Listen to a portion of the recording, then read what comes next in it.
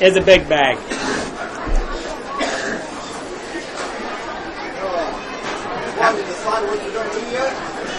Well, they haven't offered nothing, so.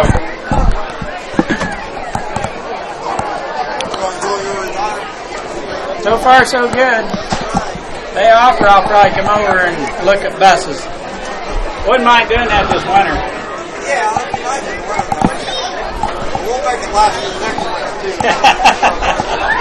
Well, welcome, Minneapolis junior, senior high school fans, to Lion Country Stadium here on September 27th, 2019. It's homecoming night here. We are in the midst of celebrating the 82nd annual MHS homecoming. Had the 69th consecutive parade today in downtown Minneapolis. And we're getting ready to roll here with the crowning ceremonies, announcements of the float winners, and so forth and so on. Dignitaries from years past and 50 years, 25 years, royalty. And after that's all said and done, the Minneapolis Lions are going to host the Ellsworth Bearcats in a football game, right? We're going to play football. Should be a good game, Dale. Yes, Kings and Queens from 50 years ago. 25. And last year, I saw a slimmed down version of Caden McCulloch. Not much of Mom's cooking out at Hayes, evidently. It's a shocker. The King and Queen of royalty will be coming down the track from the left-hand side here. Dale Leach and Mike Perry here to bring you the call tonight here on CityLink.com/Minneapolis channel. Tape delayed to Eagle Community Channel 20.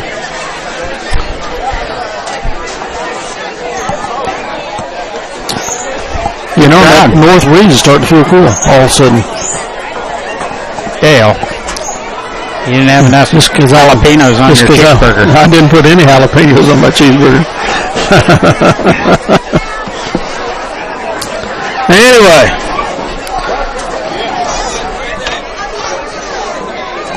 royalty from 50 years ago may or may not all be here. I'm not sure. 1969, Susan Perry Munn, right? Yep, she's here. The Queen. Yep. And Wally Hayworth was the king. I don't know if Wally will be here tonight or not. And 25 years ago, 1994, Bria Broll, and I'm not sure her married name, not sure, was queen. And Steve Rehnquist was king. Last year's royalty, Caroline Giles queen, Caden McCulloch king. We've seen both of them, so we know they're here. And I understand there might be some cheerleaders from times past, helping some of the current cheerleaders sing the fight song or the school song or some such thing. Class of 1969 is kind of in a 50th anniversary thing here. They had a float today in the parade. They've got a section reserved off to the side here. I think class of 1970 is going to have some folks here too.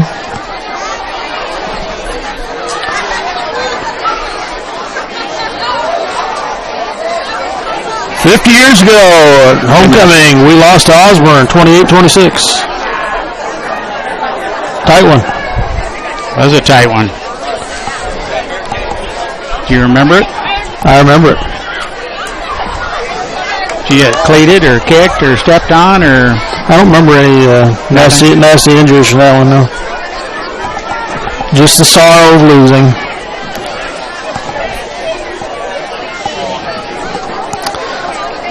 Minneapolis' homecoming record in overall is 40 wins and 40 losses with one tie. That one tie was 1950 against Marysville. Minneapolis has lost the last four homecomings in a row. Eunice Bowl, Pam Tasker, Nancy Haynes, Tony Simpson. Pam Gilly. Yep. And one of the Davis girls. Several classes represented down there. Pam Davis. Richard Davis. Oh, by God, that is Pam.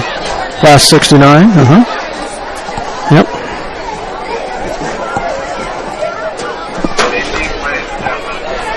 In homecoming contest against Ellsworth, Minneapolis is 4 wins, 2 losses.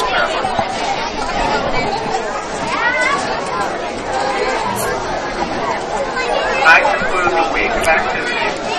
Student bodies, community have participated. These activities include dressing up for Spirit Week. Monday was Nerd Day. Tuesday was Twister Tuesday. Wednesday was Western Wednesday. Kids are off on Monday. Thursday was Throwback Thursday. And Friday was Freedom Friday. Minneapolis grade schools hosted an outstanding pep rally Wednesday afternoon. The high school cheerleaders spunked up school spirit at Wednesday's pep rally. This afternoon, various high school clubs, classes, and community members participated. Class of 69. It's now time to announce the judges' decision. Steve Lee's down there. Window competition. Sandy. In the window division, third place was the senior class. Seniors took third place in windows. Sophomore class. And first place Sophomore second. was the junior class. Junior class first in the windows competition. In the school club division, third place was the sophomore class. Sophomores third in floats. Second place was the senior class. Seniors second. First place was the junior class. Juniors first in windows and floats. Cleaning up. They're going to be hard to live with It's now. our pleasure to recognize past royalty from 10, 25, and 50 years ago. The 50-year 1969-1970 homecoming king was Wally Hayward, and the homecoming queen was Susan Perry. We would like to welcome Susan, who is with us tonight. There's Susan. She is the daughter of Marilyn and the late Joe Perry. And a fun fact, her mother, Marilyn Dixon Perry, was the homecoming queen in 1947. How about that? Yeah. That's been a while. Just pass it on. Our Joanne, Mike, Tom, David, and Pat. Susan is married to Martin Nunn, and they reside in Salina, Kansas. She is a retired registered nurse. Their oldest son, Jared, and his wife, Rachel, have one son, James. Their daughter, Stacy Hamilton, and her husband, Jacob, have 5 children, Devin, Grace, Dylan, Tanner, and Isaac. Their youngest daughter, Ashley Scoble, and her husband, Jake, have 3 children, Jacob, Lauren, and Ben. Please, once again, welcome Susan Perry Nunn, our 50 years. Just 50 quick years ago. Yeah. The 25-year king was Steve Rehnquist, and the 25-year queen is Bria Scott. Bria Bro. Bria Bro Scott, yeah. We would like to welcome Bria Scott, who is with us tonight. She is the daughter of Brad and Debbie Comfort, and she is the sister of Brandon Comfort. Bria is married to Adam Scott, and they reside here in Minneapolis. They have 3 children. Alexa is a freshman at Fort Hays State. Mason, a freshman at Minneapolis High School. And Elle. Oh, there's Chuck Gary. At MGS. Mm-hmm. Bria is employed here at Minneapolis. Brad Junior Comfort, Senior Chuck High Gary. as a special education instructor. Please, once again, welcome Bria Scott, our 25-year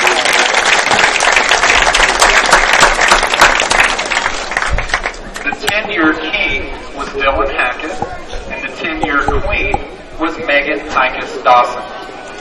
We'd like to welcome Megan, who is with us tonight. She is the daughter of David and Jennifer Hikus, and sister to Mary Hikus. Megan and her husband Drew reside here in Minneapolis with their 3 children, Kinsley, who is in 2nd grade at MGS, Jet, a kindergartner, and Lennox, who attends Little Sam's preschool. Megan works at Oral Facial Implant Surgery in Salina. Please, once again, welcome Megan Hikus Dawson, our 10-year queen.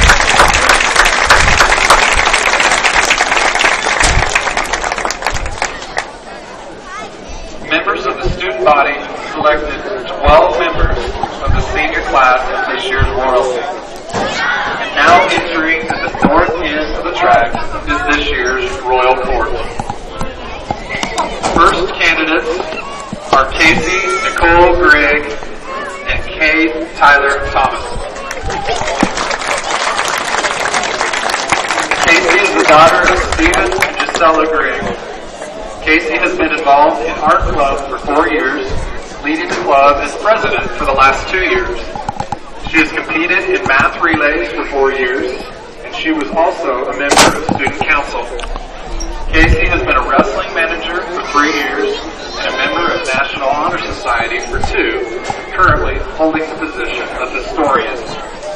Casey plans to attend Kansas State University next fall to major in secondary education. Casey is escorted by Cade Thomas. Cade is the son of Calvin Winkle and Kurt Thomas. Cade has been an active member of FFA. He is in National Honor Society and is serving as president his senior year. He has played varsity baseball throughout high school and was a member of last year's state team. He has also been the statistician for both basketball and football. Cade is planning to attend Fort Hays State University to pursue a bachelor's degree in biology.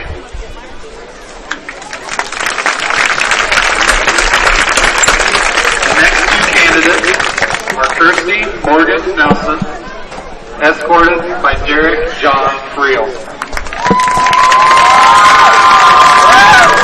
Kirsty is the daughter of Monty and Holly Nelson. Kirsty has lettered in both volleyball and basketball every year of high school. She has also lettered 2 years in both softball and track. She has been a member of the Lioness dance team throughout high school and currently serves as captain. She is also an active member of National Honor Society, the yearbook staff, art club, student council, and FCA, currently serving as the FCA president. She has also participated in the fall musicals and the spring plays. Kirsty has been offered a volleyball scholarship to Hutchinson Community College and plans to study elementary education while earning a 2-year graphic design degree. Derek John Friel. Derek is the son of Mark and Jonna Friel. Derek has played both football and basketball throughout high school, and he's lettered in both sports every year. He is a member of both FCA and National Honor Society, currently serving as vice president. He has also been a part of art club and has served as the senior class treasurer. Derek was selected to participate in the math relays all 4 years of high school. Derek plans to attend Kansas State University to study biological systems engineering.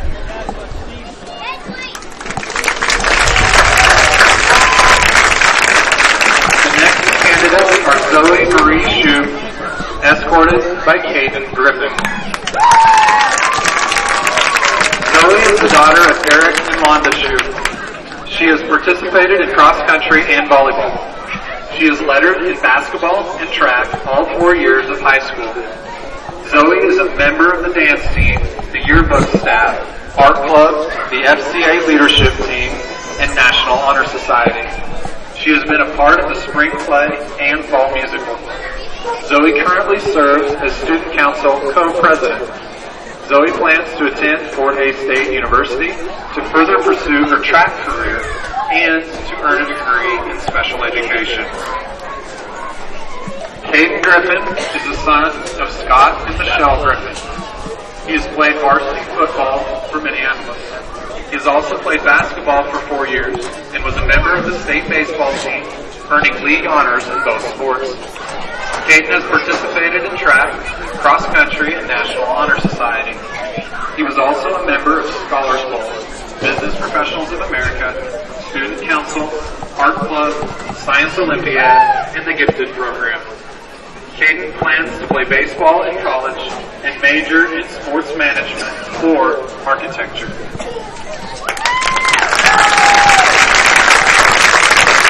The next candidates are Nichelle Ann Borman, escorted by Jonah Russell Osherman. Michelle is the daughter of Monty Borman and Don Borman. Michelle has been a member of the volleyball team and New Image Show Choir for 4 years. She has held leading parts in the musical throughout high school. Michelle was elected to state KMEA choir and has been active in Art Club, FCA, and National Honor Society. Michelle plans to attend Butler County Community College for vocal music and transfer to Kansas University for a Bachelor of Science in Nursing and obtaining a master's degree to become a certified nursing midwife. Jonah Osherman is the son of Scott midwife. and Becky Osherman. He has been a member of National Honor Society for 2 years. He is also lettered in cross country and football for 2 years. He is lettered in both track and basketball throughout his high school career. Jonah plans to attend Manhattan Technical College, where he will study to become a lineman.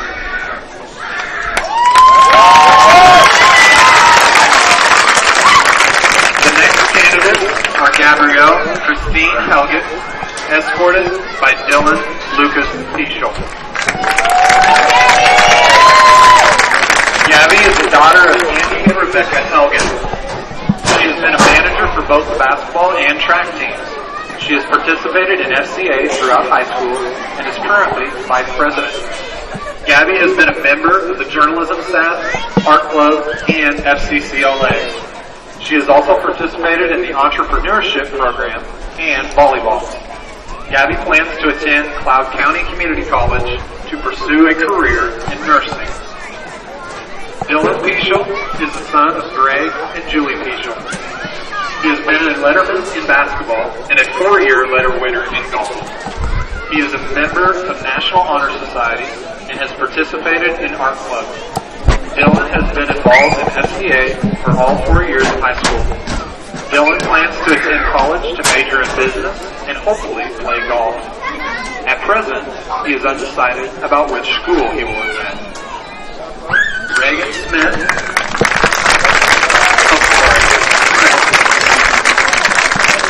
The next candidates are Reagan Shea Smith and Cooper Wayne Thompson.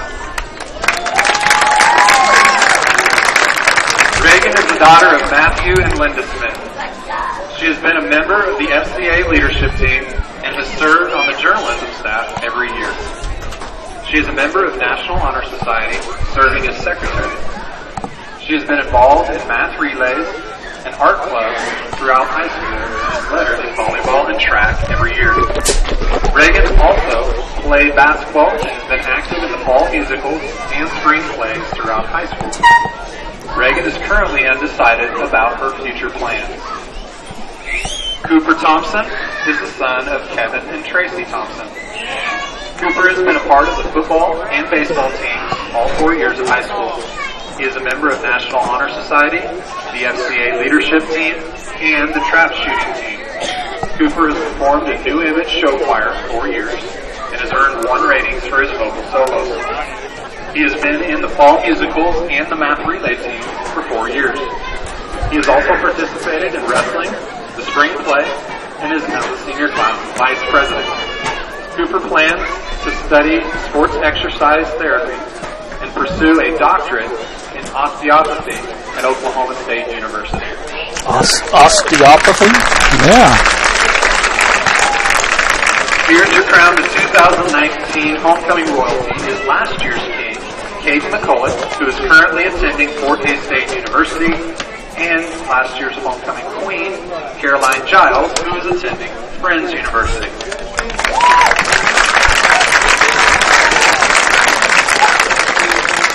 Our junior attendant, Jet Dawson, is the son of Drew and Megan Dawson, our 10-year queens. Jet plans to be a zookeeper when he grows up. Our junior attendant, McKinley Hostler, is the daughter of Luke and Mallory Hostler. McKinley would like to be a McKinley. You'd like to be a what? I'm sorry I covered that up and I thought. Yeah, it was great.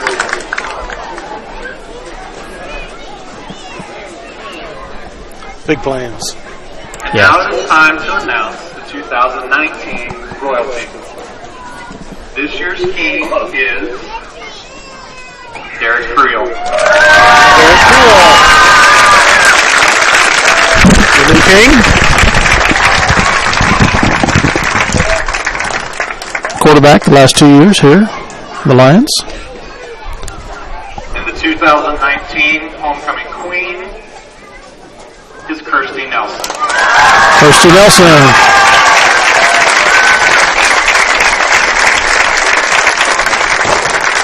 Congratulations to the new king and queen.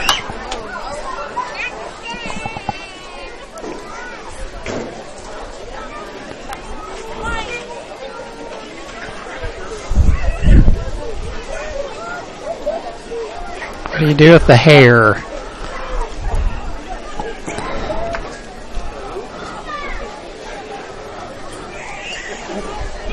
Oh, you get a new one. Tiara. That what it's called? Tiara or something. Tiara? Something like that.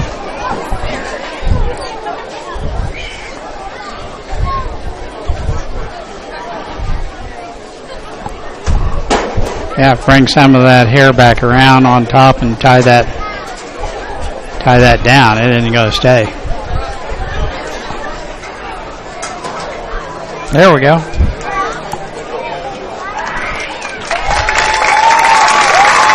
Well, congratulations to them and their families.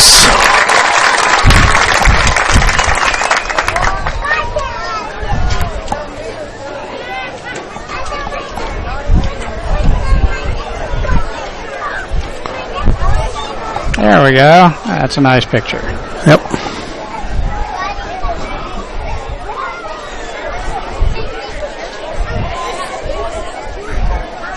I'll bring the rest of the homecoming royalty in for a big snapshot.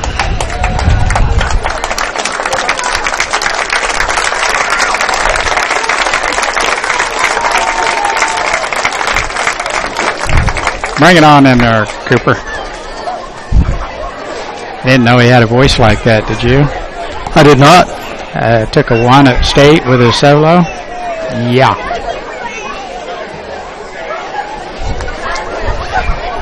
That's impressive.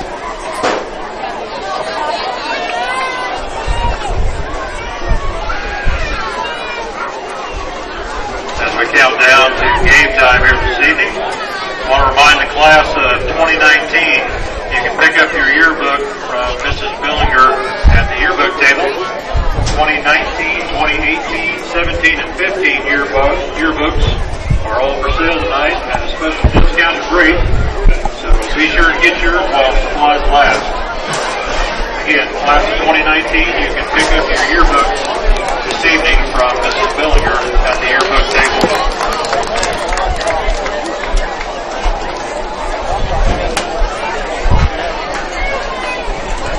And I'm supposed to have some kind of presentation coming up from current and past cheerleaders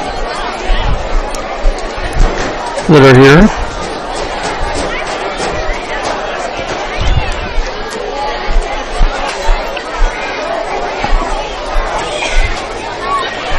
Like class 72 starting to roll in.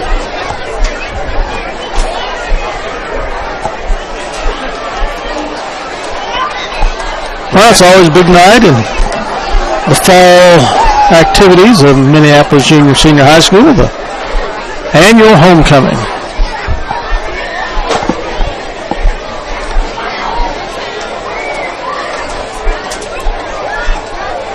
On behalf of USD 239, North Ottawa County Schools, I'd like to welcome everyone to the Minneapolis Junior Senior High School this evening for the matchup between the Ellsworth Bearcats and your Minneapolis Lions. Nancy, Susan, and Kathy cheered together. Yeah. And Eunice. Pam's and Eunice. Yeah. Pam Tasker Carlson down there. And Tony Septon.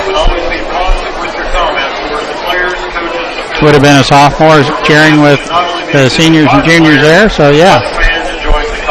Pam Davis.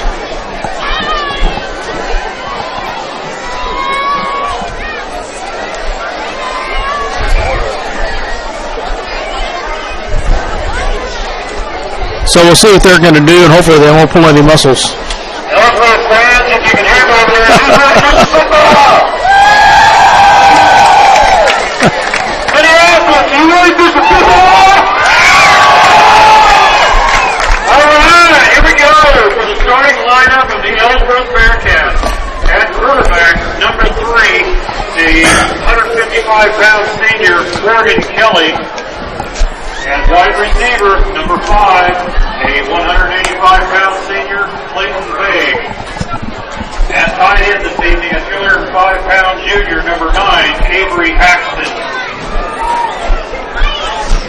Another tight end, number 11, a senior weighing 205, Luke Dunn. You've got 2 tight ends on there, Dale, and they're both 205. Junior, number 15, Luke Sharp. At wide receiver, a senior weighing 150 pounds, number 31, Cash Kravnicek. An offensive lineman out of the senior class weighing 205, number 52, Gavin Pulley. Also on offensive line, number 54, a senior, 245 pounds, Brendan Tripp. Joining him on the offensive line, a sophomore weighing 195, number 72, Tristan Strode. Yep. Hey, a senior at 285 pounds. Thanks. On offensive line, number 76, Tyler Wolford. And finally on the offensive line, a senior weighing 260, number 79, Dorian Strode. Wow. Ellsworth is coached by head coach Josh Homoka, Jason McWilliams, assistant coaches Marshall Bussel and Tanner Rippon. They're supported by managers Zez Soka. They got some big boys there, Mike. And Jace Reed. Their superintendent. Maybe they'll be slow of foot. I'm counting on that. And athletic director Ron Davis Jr.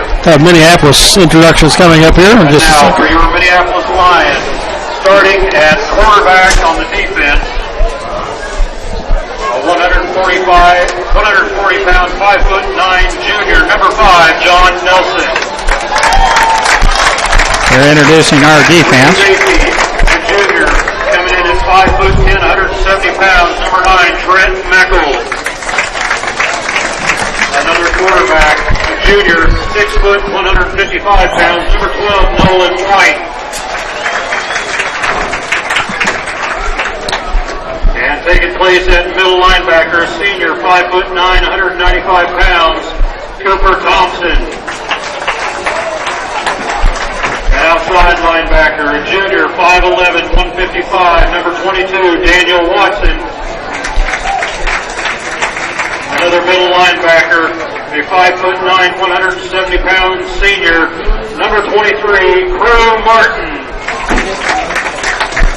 At strong safety this evening, a junior, 5'11", 160 pounds, number 45, Mr. Colton Bradford.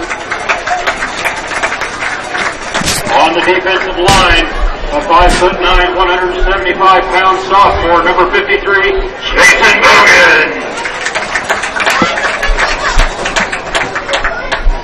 A junior at 5'11", 200 pounds, playing defensive line, number 55, Kenyon Beckett. And also on defensive line, a junior, 6'2", 210, number 60, Brody Vance. And finally, at defensive end, a 6'2", 245 pound junior, number 86, Spencer Davidson. All right, the visiting Bearcats of Ellsworth are 3-0, and our host Minneapolis Lions are 2-1. We have 2 common opponents. Republic County, Minneapolis beat in the first game by a score of 27-8. Ellsworth beat them by a score of 27-20. Second common game was Sacred Heart. Minneapolis beat Sacred Heart 54-7. Ellsworth beat Sacred Heart 38-13. Ellsworth's third game was against Russell, but they won in the first game 30-16. Not a common opponent. Minneapolis won't play Russell this year. Minneapolis, of course, lost to Beloit last week, 28-6, I think it was. Scoring-wise, Ellsworth is outscoring their opponents 31.7 to 16. Minneapolis is outscoring their opponents 29 to 14. So we're a little bit better on defense. They've outscored us a little bit on offense. This is the 49th game in the series. Overall, the series record is tied at 24 wins each. At Minneapolis, it's 12 wins for Minneapolis against 10 losses. Average, this is a close series, Mike. Besides 24 wins apiece, average score in 48 games of Minneapolis 17, Ellsworth 14.5. So this is close all the way through. Very close. Two pretty much identical cities. And last year at Ellsworth, Minneapolis won by a score of 14-13. And we're having introduction of former cheerleaders. Also class of 71, Pam Tasker Carlson. With the class of 72, Tony Simpson Swaggerty. Yay! And from the class of 69, Glenda Kime Grice. We appreciate you being here. Now, ladies and gentlemen, if you would, please rise and remove your hats as we hear from the Minneapolis High School band. All right, for the national anthem. The direction of Mr. Dennis Brooks as they play our Star Spangled You got the right person. Yeah.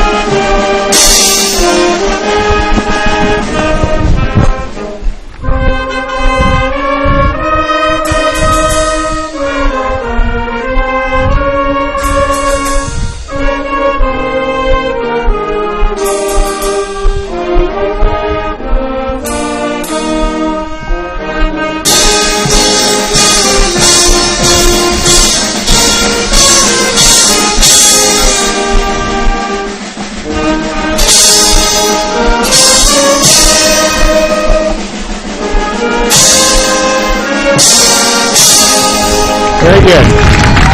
Pretty impressive looking Thunderheads down there, Mike. I hope they stay down there. But I was saying they will. So umpire James Cole. hopefully they do. As indicated last year, Minneapolis won by a close score of 14-13 at Ellsworth, I believe, on their homecoming night. Ellsworth had won the three previous games in the series by an average score of 34-15. Overall, since 2005, they have pretty much managed the series. Minneapolis has only won 4 of the last 14 games. So, overall, it's a pretty tight series between the two squads. And hope Minneapolis can dominate tonight on homecoming.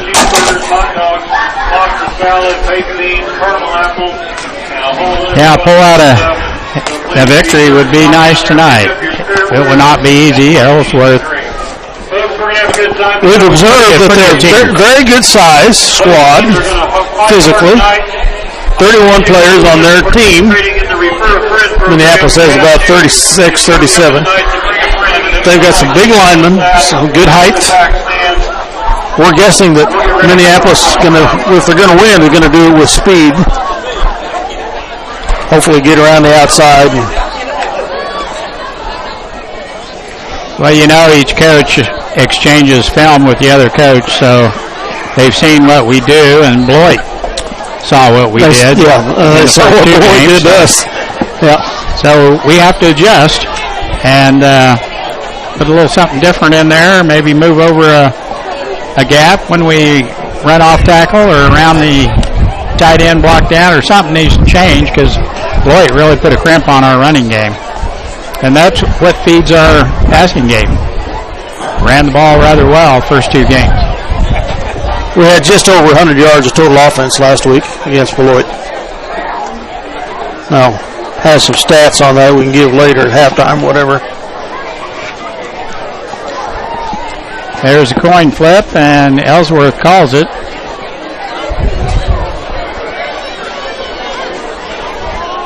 It looks like we might have, no. Ellsworth won the toss, and they deferred. They defer. They kick off from the north end. Minneapolis to receive and to send the south end. Minneapolis in their navy blue. Ellsworth the white jerseys, black pants, black helmets. About 78 degrees here, kickoff temperature. Winds out of the north, 7 to 10 miles an hour. It was extremely warm and muggy when I got here about 5 o'clock to set up. It's cooling down now, Dale. I was panting, to say the least. Winds out of the north, so it's going to get a little chilly. We'll receive here to start the game.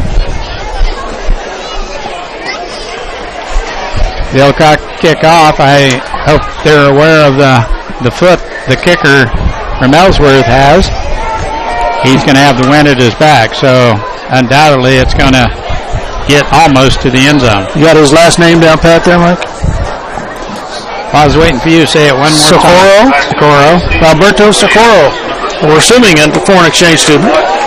He's a soccer-style kicker, and in warm-ups he was kicking it from the 40-yard line to the back of the end zone. So 50-yard kick is not out of his range.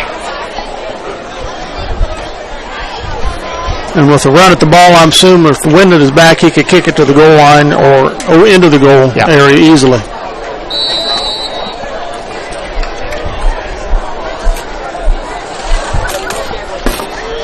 What we can hope for is, since he's teeing it up on the near hash mark, kicks it out of bounds. And we're underway. Taking it to 15. Crew Martin, is that it? Martin took it up, and up the field he goes. Tipped up about the 31-yard line. Nice return there by Crew Martin. On the return for Minneapolis. Ball didn't get too much height. Kind of a line drive affair. Crew Martin fielded it in the air and around the right end for a nice pickup. Minneapolis starts this series of downs on their 31-yard line. Two wide receivers left, and Cleveland in the slot. One setback. That's Watson. He's going to have to stiff arm that defender, and he does. A nice pickup as he cuts back upfield, loses his footing, and a nice 8-yard pickup. 3-yard gain. Corner found out how long Mr. Watson's arms were out on the corner. Stiff armed him and could not make the play. It's going to be second and a short 2. Daniel has 258 yards so far rushing for the season on 37 carries. 12.3 rushes a game, 86 yards. Pitch out to Watson. He's going around the right end, and this time they're going to catch up to him. Fumble? They pulled the ball out. Was it dead? Watson on the carry again for Minneapolis. Must have been dead. Whistle must have already blew, and the play was dead. No fumble. Minneapolis lost the ball 3 times last week against Beloit. 2 interceptions and 1 fumble. Yes, those turnovers did kill us last week at Beloit. That's for sure. 3rd and 3. Well, we tried the getting wide business with limited success. 2 wide receivers to the left. Lone setbacks Watson. They're going to throw it over here, way over 3. Over Jonah Oshman. He was open. If Jonah can't go up and touch it with one hand, it's a little bit too high. 4th and 3, no punt.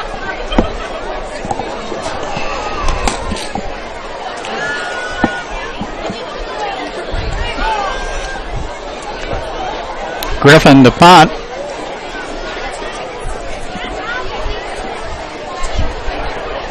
Up back is Meckel. Back to punt for Minneapolis. Too much time? Timeout. Minneapolis. Timeout on the punt. Something must not have been aligned right. Right, was it, Dale? Well, with that, we will hear a word from our sponsors, and I do believe that is working tonight.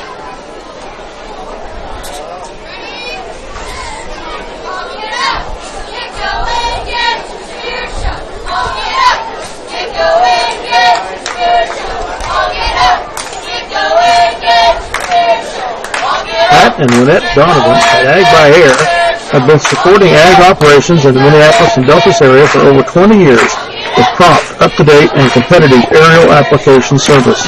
Ag by Air is located at 974 Highway K106, south of Minneapolis, or can be reached at 785-392-3300 for questions on scouting your fields, chemical recommendations, or to book your work. Ag by Air, a proud sponsor of the Minneapolis High School Lions. Oh, they hike at Meckle, and he's going to be caught and thrown down. I wondered with the timeout if we were going to try something. I can't agree with that. Of course, if it would have worked, it would have been a beautiful call. Boy, that Bearcat lineman was on him. Ellsworth at the Minneapolis 29-yard line with a big gift. Short field, and Ellsworth now on offense. Shotgun formation, lone setback. Handoff is to that lone back, and up to, that's quarterback. Quarterback keeper, yeah. Keeper. Followed his Kelly. Blockers. Followed him up the gut for a nice gain down to the Minneapolis 21-yard line. Good gain on the play for Ellsworth. That'll bring up second down and about 3.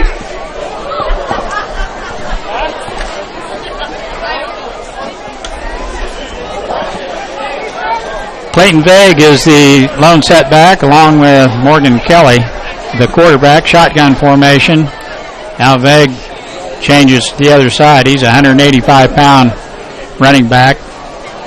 Motion. Jet sweep. Person is Anderson, and they give it to him. Dale mentioned jet sweep all the way around the end down to the Minneapolis 8-yard line. Be first and goal.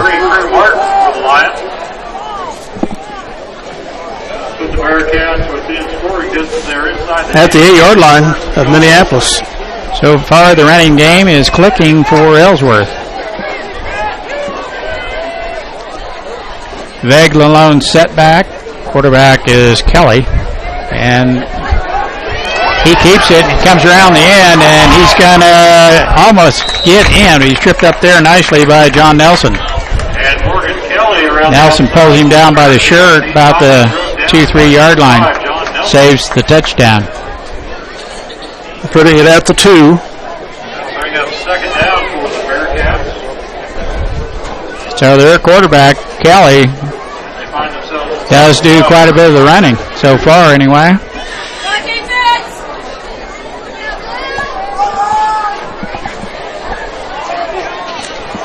And their set plays. It's not his own read. He's just following the blocker, and away he goes. Did it once again. This time Minneapolis right there for the stop. Number 45, Colton Bradford, in on the stop. No gain. Maybe half a yard. Jason Bogan is there as well. 3rd and a yard and a half to go. Play comes in from the coach, Homolka. They spread the field, 3 receivers to the left. Veg, the only setback. Kelly, the quarterback, shotgun formation. And he's going to run it around the end. He's going to be tripped out. Oh! Now, he was down, I believe. Down by contact, but we denied them on 3. Yes, we did. Opportunities inside the 5-yard line. Will they go for it here or bring in that field goal kicker? Looks like they're going to go for 6. Yep, they're going to go for the touchdown. Got another half a yard on that, so it's now 4th and 1. A nice tackle out on the edge on the quarterback, Kelly. Kelly's going to run it again, this time up the gut. He goes. Nice hole over the right guard. 0 at 6:33 in the first quarter. And it's first points of the evening near Ellsworth, 6-0 Bearcats. Now we'll see the kicker. Back to kick for Ellsworth, number 7, Alberto Socorro. Chip shot for him, up and good. And it is good. We'll hang one more there for Ellsworth. So Kelly, 6:33. the name of the quarterback? Kelly with a 1-yard plunge. Yep. And Socorro, the extra point, and 7-0 Ellsworth. We'll be back with the Bearcats kickoff here in just a minute after a couple words from our sponsors. State Bank wants to be your hometown bank. With locations in Minneapolis, Bennington, and Salina, they strive to provide hometown relationship banking. We provide both consumer and commercial banking service along with trust and wealth management. Contact us today for all your financial service needs. Go Lions! We're with you all the way. Tonight's game brought to you by C&R Plating in Minneapolis. Kevin Klein and the rest of the crew at C&R Plating, proud to support the youth of Minneapolis and all they do. With locations in Minneapolis and Bennington, Central Valley Ag provides 24-hour pump services and built-in discounts by using your CVA fuel card. We also support ag operations by providing boat delivery of lubricants, fuel, and propane. Contact Carl Serene at 785-392-3031 for your ag energy needs. Go MHS Lions! Socorro ready to kick off.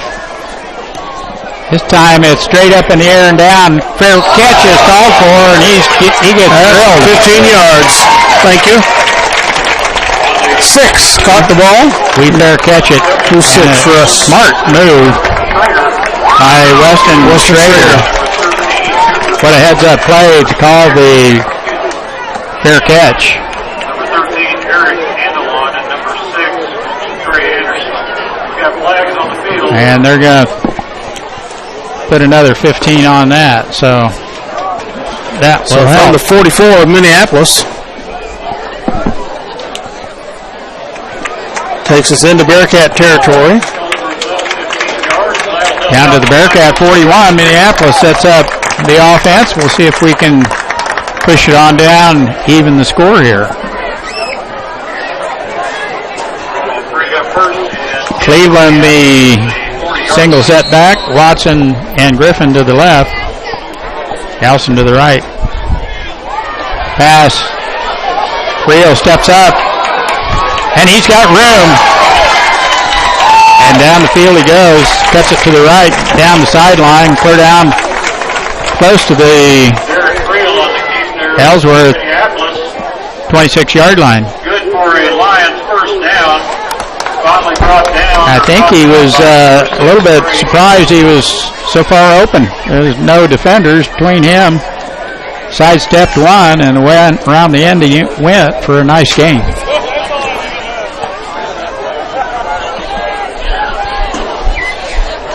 And Beloit put a stop to that last week, that's for sure.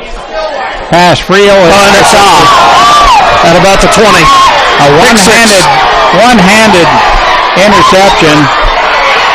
He's going to make it all the way in for a touchdown. They scored on us that way last year. Luke Sharp, 175-pound running back. What was more impressive was the one-hand catch. Stuck one hand up there, caught it, and he had an open field in front of him. As Dale mentioned, pick 6. Socorro back in for the extra point. What was his name? Sharp. Kick is up and good. Socorro. And all of a sudden, Minneapolis in the hole, 2 touchdowns here. just halfway through the first quarter.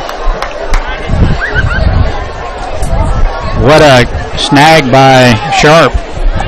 One-hand catch. Well, as we wait the second kickoff, we'll be back after this word from our sponsors. These live video broadcasts are sponsored in part by Chuck's Collision.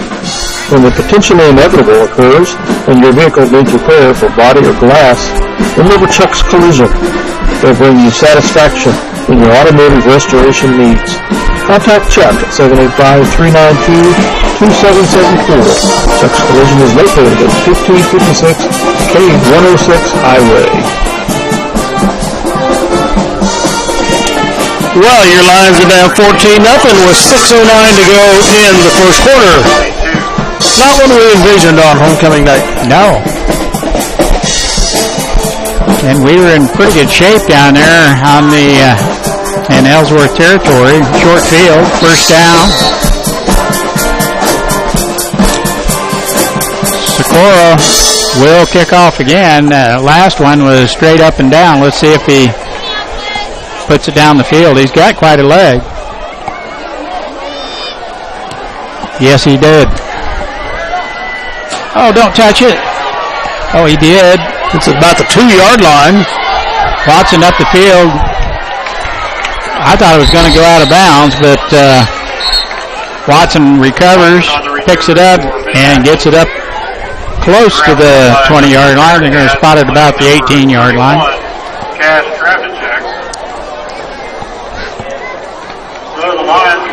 Travenchek with the tackle for the Bearcats. That'll be 1st and 10 for Minneapolis on about the 17-yard line. Head linesman's on the 18, so.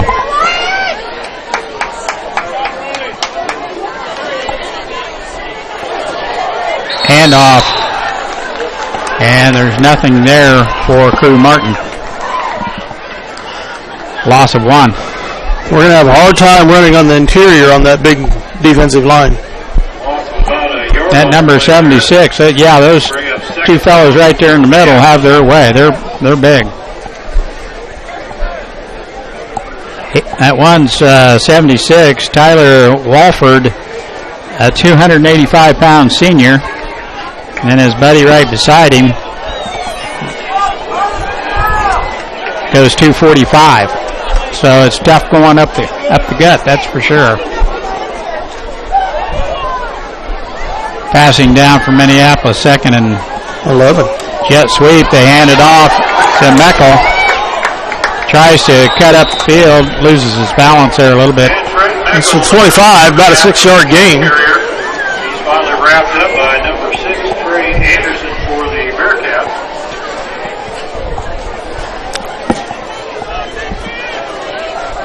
Yeah, that was a nice pickup. Meckel gets it up to where we're 3rd and 4. Manageable. Just inside the 25-yard.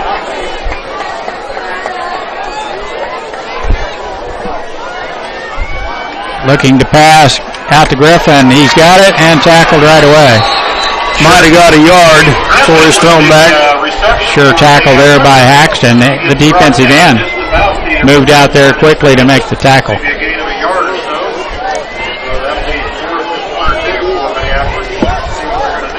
4th and a short 2 coming up.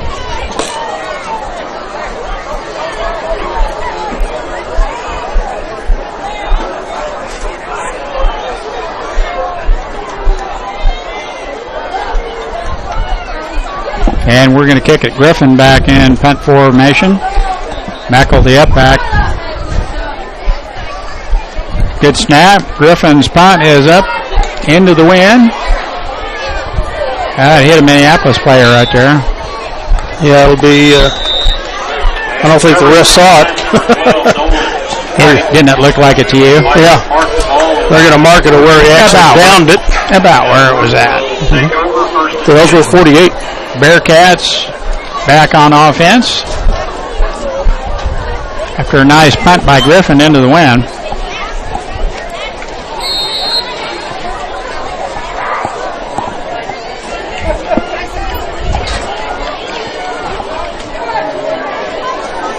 single setback. That's vague. That quarterback jumps forward and dives into Minneapolis territory. They're going to spot it about Minneapolis 49. Pick up a long 3, short 4.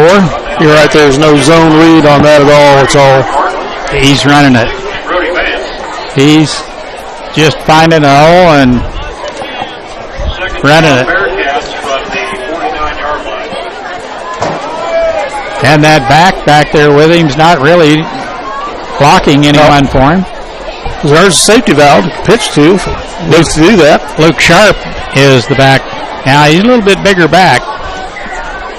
I could foresee him running it.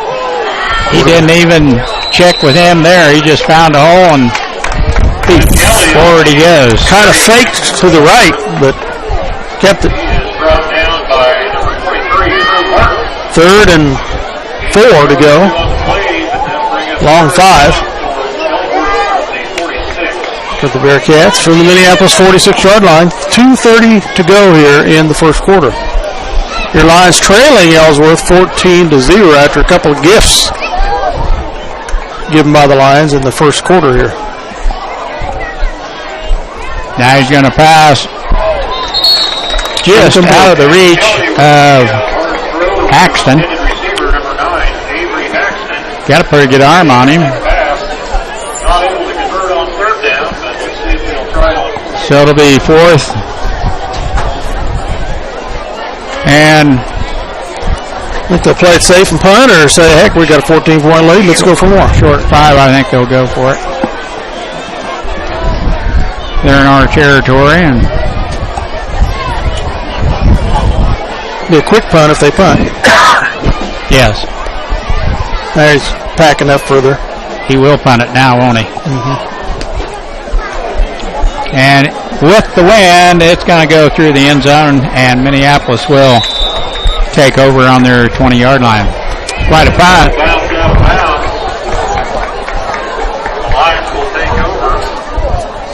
With the wind.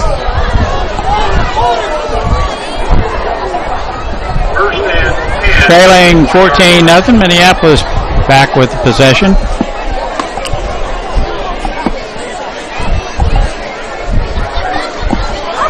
.210 here to go in the first quarter. Your Lions on the snide here, 14-0 to the visiting Bearcats. High formation this time. Friel under center. Pitch out to Watson. Around the left side he goes and looking for a blocker. He's got one out there. That's number 53 leading the way. Our man Chase Bogan with a good block out on the edge. 3-yard gain. Gets Watson a few.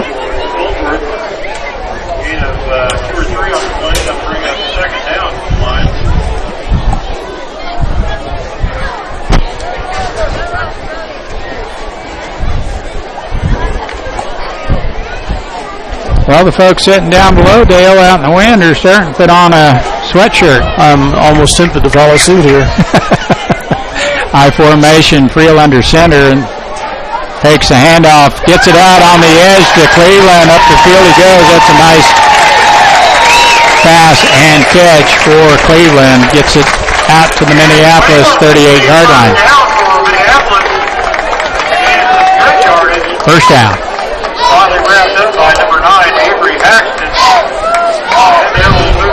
Each team with one first down now. Ellsworth is up 14-0.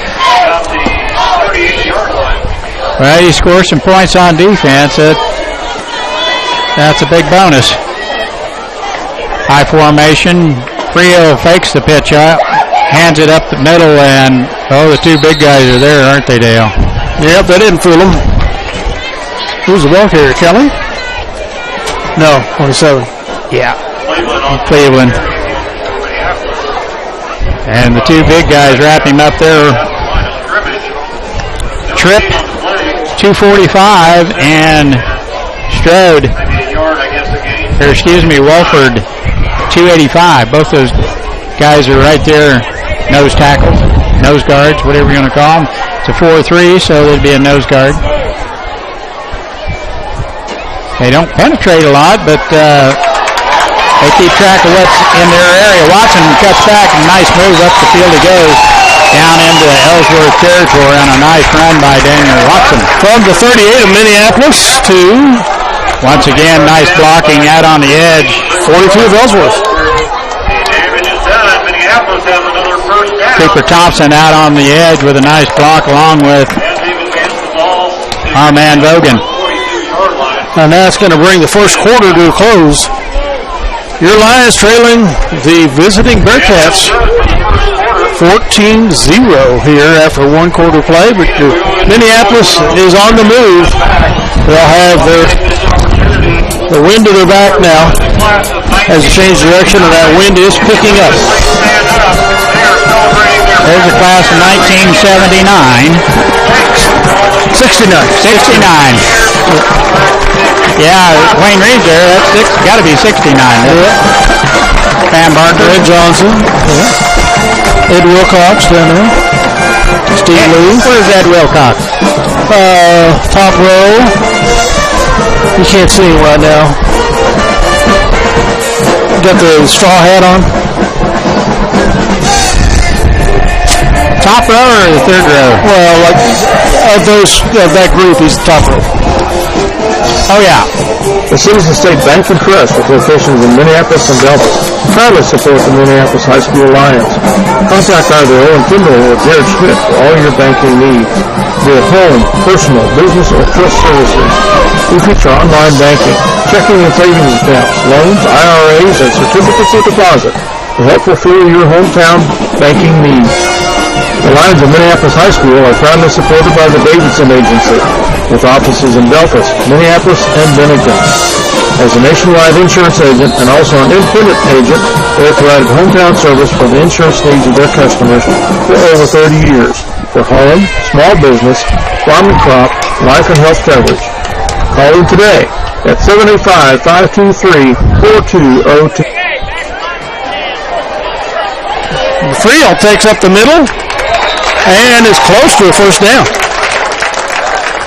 Friel looks to keep the ball, nearly slips, but advances down for several yards on the play. He is met by number 22, Bradley Bopat. Going to be just short of a first down. It's going to be 2nd and 1. A nice quarterback scramble by Derek Friel. Second quarter just underway. We could use a touchdown here, Dave. We got to start clawing the way back into this. Pitch out. Oh, it's recovered by Drew Martin. Drew Martin was not where the pitch went, and he does recover it. It's going to be a loss. About an 8-yard loss.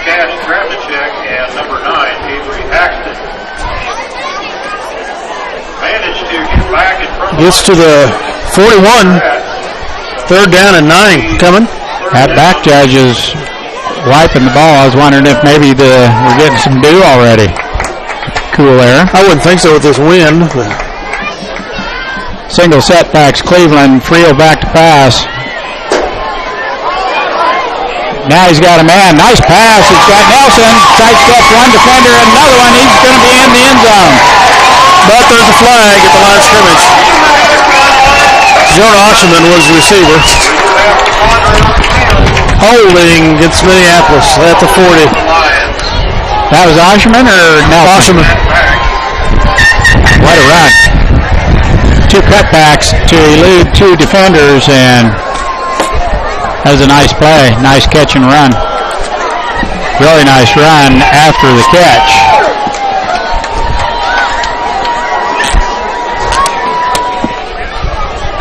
And it's going to come back. Spot foul moves us back another 10 yards to midfield.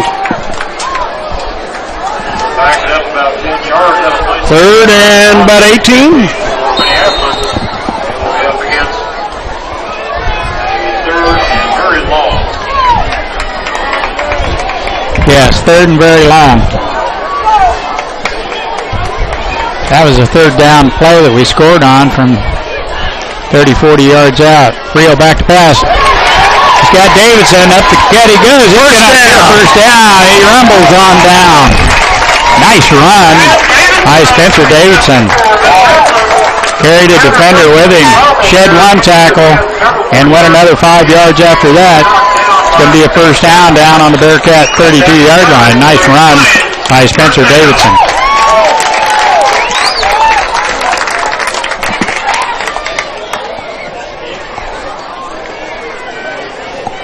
Spencer, the tight end for Minneapolis,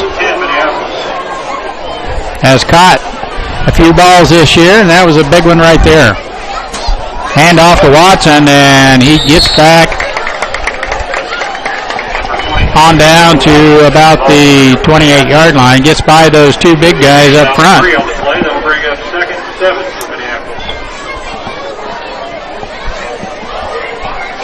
Let's shed some light on the situation here, Mike.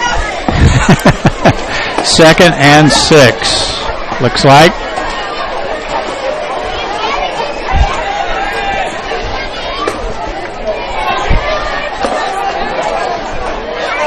High formation, Frio back to pass. He's got a receiver out in the flat.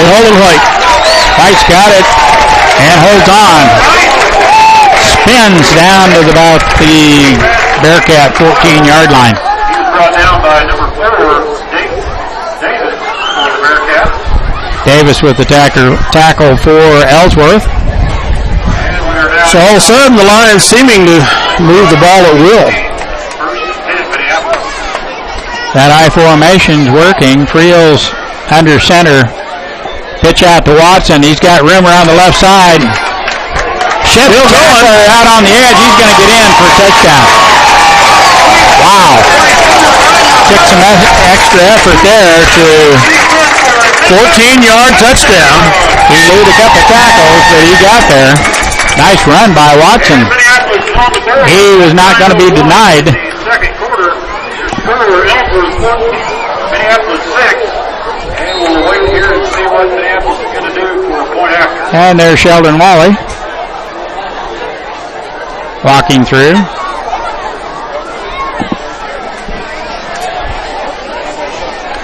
The old left-handed quarterback. Davidson, left-footed. Bad snap, and Nelson could not place it, and Davidson could not take a kick. Snap not good. Nelson just could not get it picked up. Been a problem a couple times this year.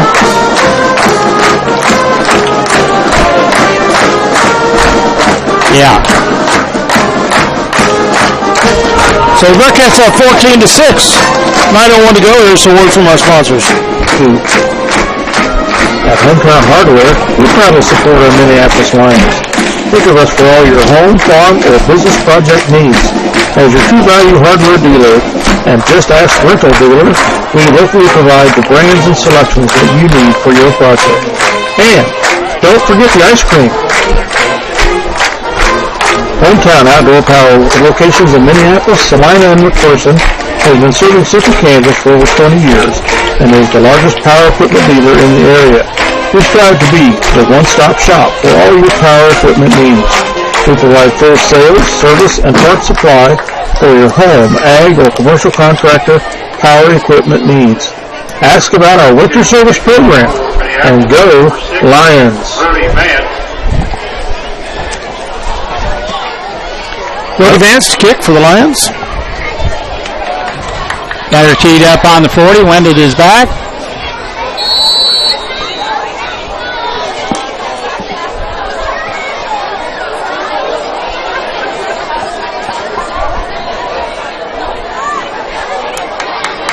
And the referee says, let's kick it off. Puts a good foot into it. Taking it about the 10. Backs up.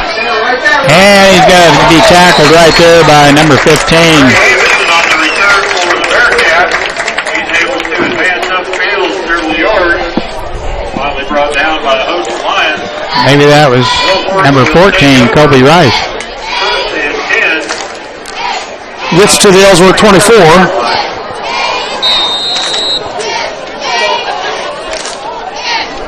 just their third drive of the game.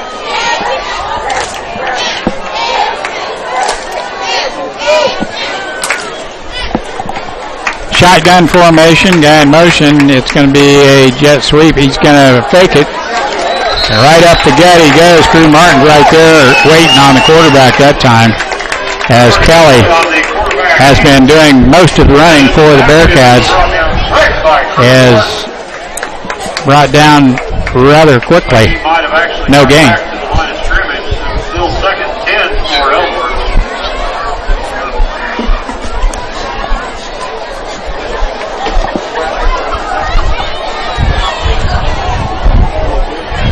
Now he's got Luke Sharp behind him.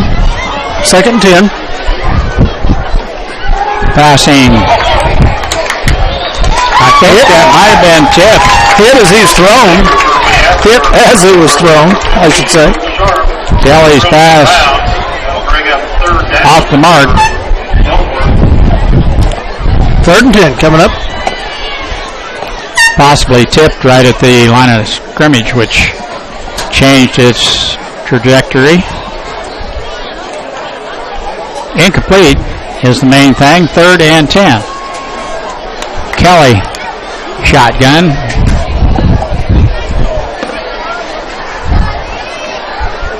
He's got an up back, blocking back. He's looking to pass and does. Picked it off. It's Meckel that got it. Picked it off at the 35. There's a flag thrown at the 31. On the return, the flag comes out. He's looking our way. Should be a post-possession foul, I would think. Post-interception foul. Unless he calls pass interference. Nope, they're changing balls.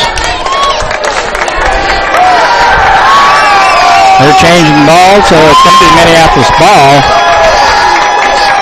They're going to pick it up. Minneapolis first down at the 29 of Ellsworth. What a defensive play by Minneapolis to knock that ball loose from the receiver. Up in the air it went, and Meckel, handy on the spot, makes the interception, and Minneapolis is back in business on offense here. 8:06 left in the second quarter on the Ellsworth 29-yard line. Friel doesn't have a receiver. He's going to be drilled. Does not get quite back to the line of scrimmage. Griffin was open on the left side, but Nelson completely covered on the right-hand side.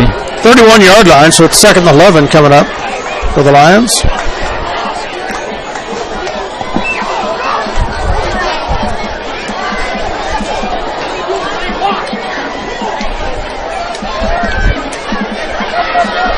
Loss of one. Friel under center, I formation. Hands off, and Cleveland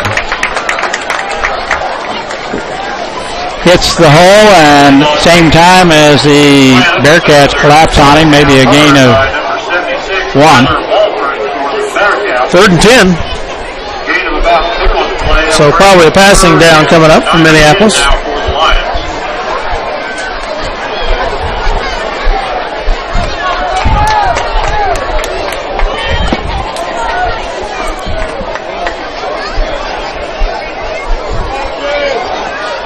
We spread the field. Now motion man's Meckel.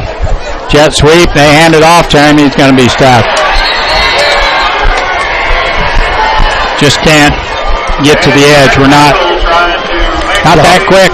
Loss of 2 yards, 3 yards. 4th and 13 coming up. I don't see us punting here. Definitely not field goal. No, I would imagine we would go for it. We're going to have to pass. It's 4th and long. Griffin to the right. Watson to the left. I formation. Drew Martin and Meckel. Friel back to pass. He's got Griffin. Overthrows him. Too far out in front of him. Looking for number 1, Casey Griffin on that long toss. Griffin was there, and he was open. So, unfortunately, Minneapolis will turn the ball over on downs. So we turn over on downs at the Ellsworth 32. From the 32-yard line. I would encourage everyone in the stands to kind of 5:53. there's a severe thunderstorm warning for the first Lee counties.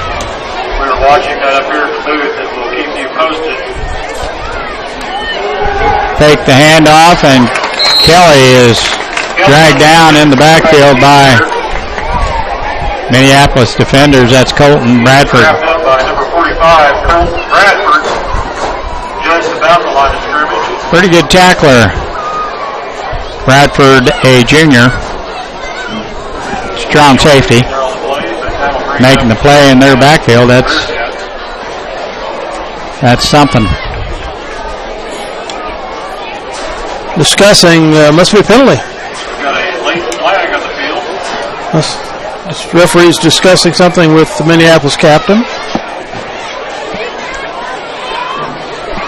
Going to mark off 5 yards against the Bearcats. 10. 5 yards. Hot foul. He's where they were at. No, that wasn't. You're right, Dale. It's just a 5-yard penalty. I thought he started marking it off in our backfield, but it'll be first down and 15. Go back to first down here for Ellsworth.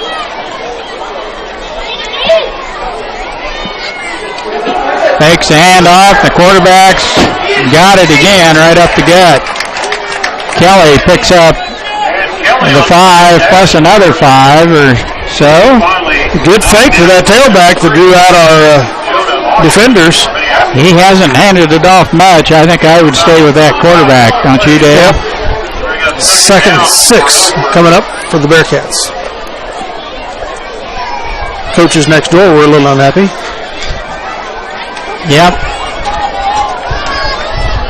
Shotgun. They've got a setback. This time he hands it off, and up the gut he goes. That's Sharp. And he's going to have a first down.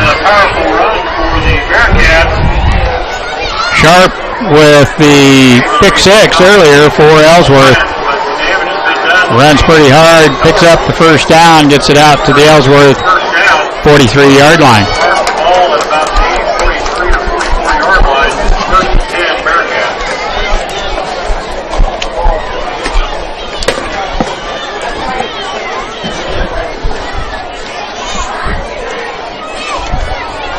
Kelly hands it off again to Sharp.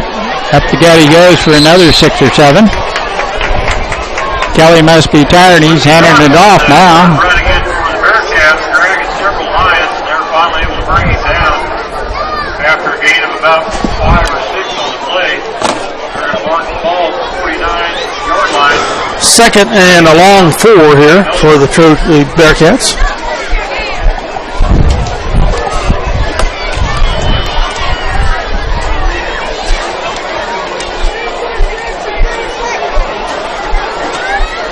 Kelly keeps it.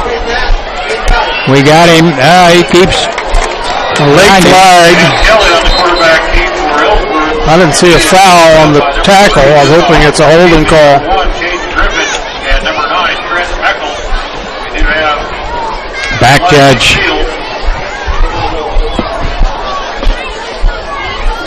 Oh, it's on Minneapolis. Face mask. And we've got a face mask against Minneapolis. Saw the face mask from the backfield. So that's all held. Personal foul, face mask. First penalty on Minneapolis for the night. 15-yarder. It is a 15-yarder. Takes it to the 34 of Minneapolis. And after moving the chains, Ellsworth will take over first and 10 from about the 34. Shotgun formation. Keeps it up the center. He keeps it, and we've got him. Kelly fakes the handoff and tries to make a flip. Middle, but he is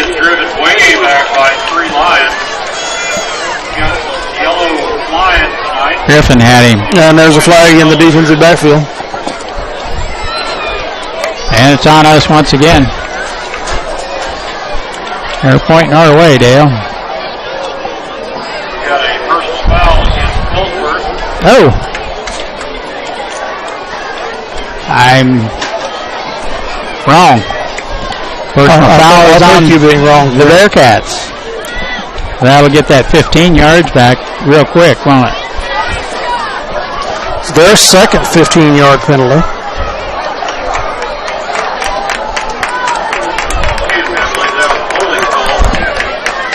Excuse me. 10-yarder. It was a holding call.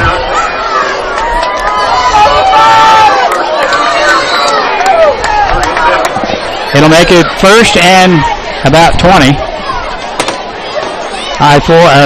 Shotgun. Falls on the ground, and he falls on it quickly. Back in midfield. Kelly able to recover it for He can't get up and run, so we got to watch jumping on top of him when he's on the ground unprotected. Actually, it's at the Minneapolis 49. finds himself now at the 49-yard line. Second and 27. That's what the clock says. I'm just going to have to go with that. Yep. Good snap this time. Kelly back to pass. Looks to run. They got him. Fumble. Ball comes out, too. And Keller was backed by Must have been down. 2 or 3 lines. They're going to mark it at the 44 of Ellsworth. Goodness. Look at that first down marker up there, Dale. Thompson was in on that quarterback center. Cooper Thompson with They've had about 3 straight big setbacks here. Oh, that was back to the Bearcats. That was circle quarter. third and Looking at 37. third down.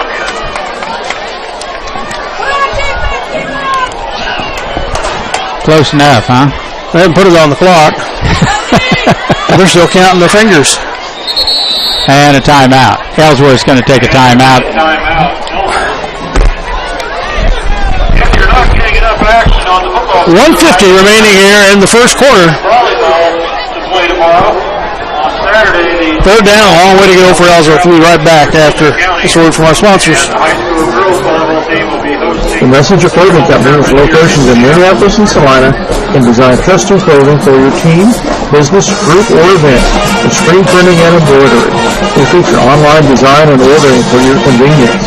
Contact us at 785-823-7752 or by email at sales@messengerclothingcompany.com for all your custom clothing printing needs today.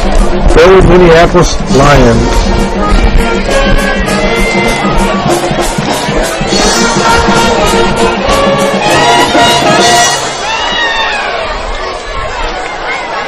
That Van Salmon good.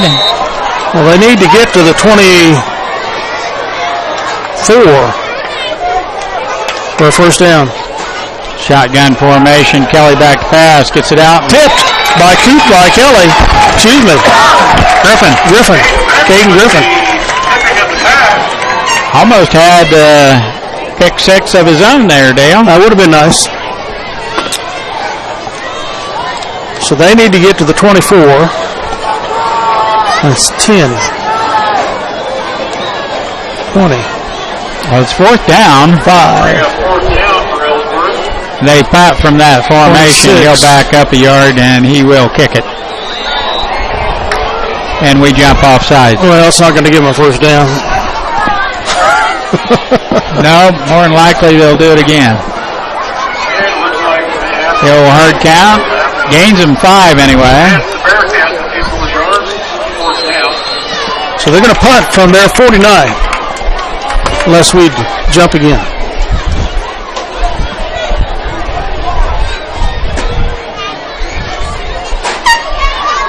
Almost. Wow.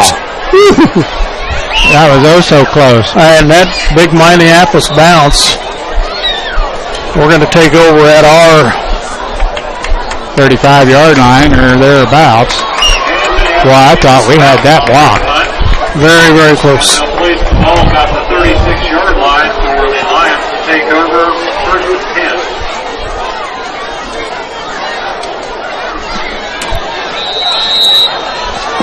Minneapolis 36.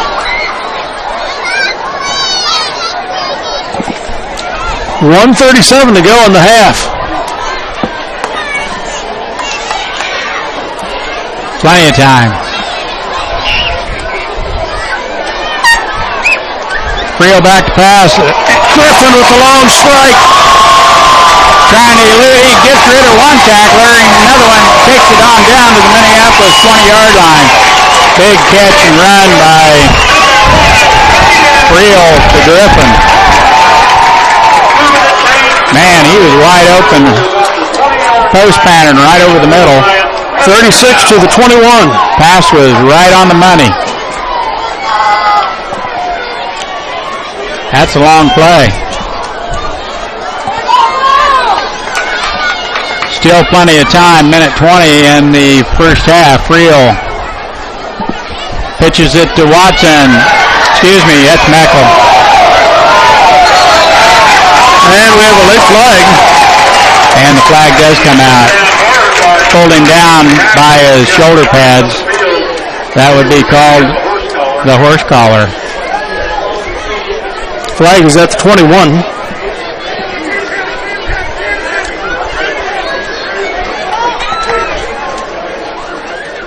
I thought these two teams were pretty evenly matched by scores in the past.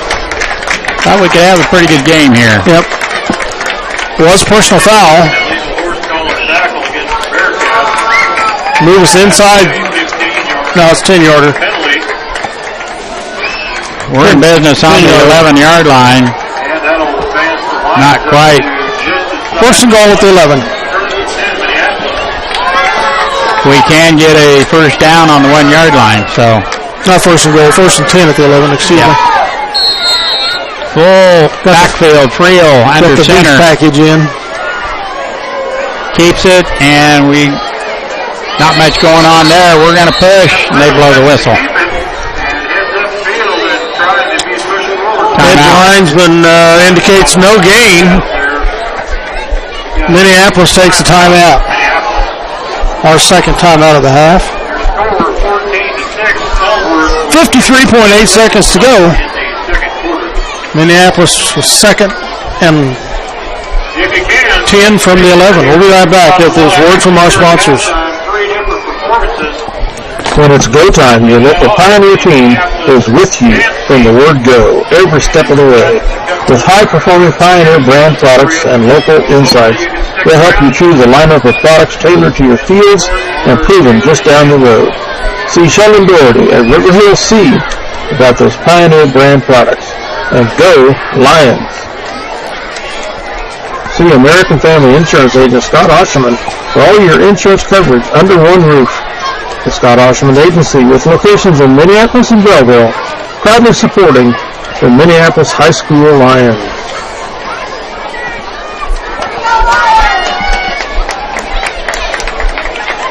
How about an out pattern to no hands Osherman? Oh, no hands Osherman down here in the corner? Yep, in the corner, and ring it up. Go for two, and we go in the locker room, tied up 14. That work for you? Yeah. Davidson tied in on the right. Frio under center. Frio's going to keep it. He's got room. Cuts back and is ran out of bounds about the 5-yard line.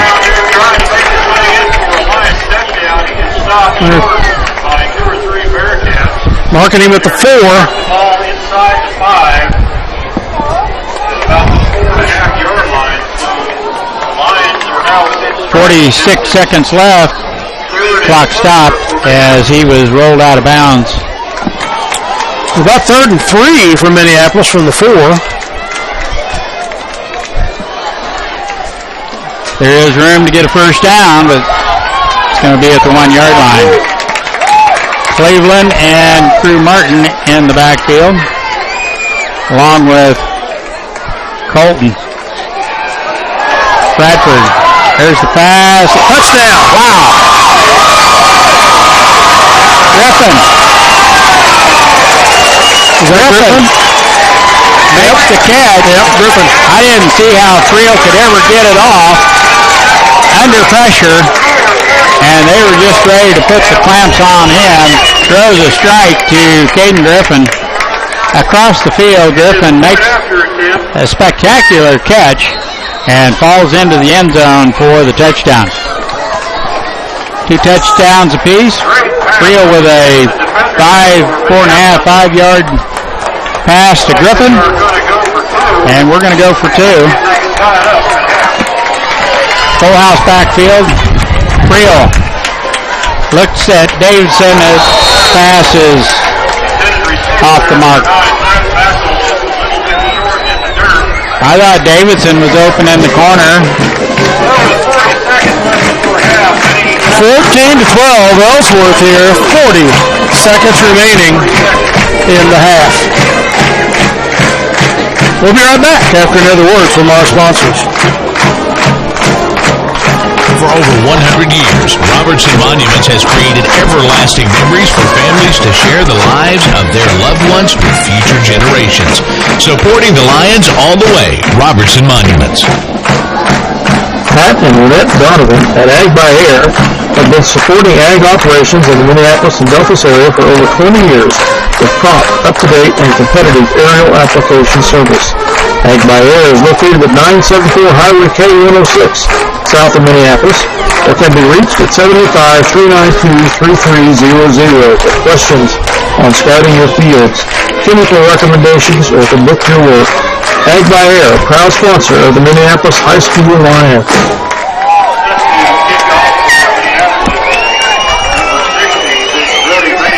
Pat and Lynette Donovan at Ag.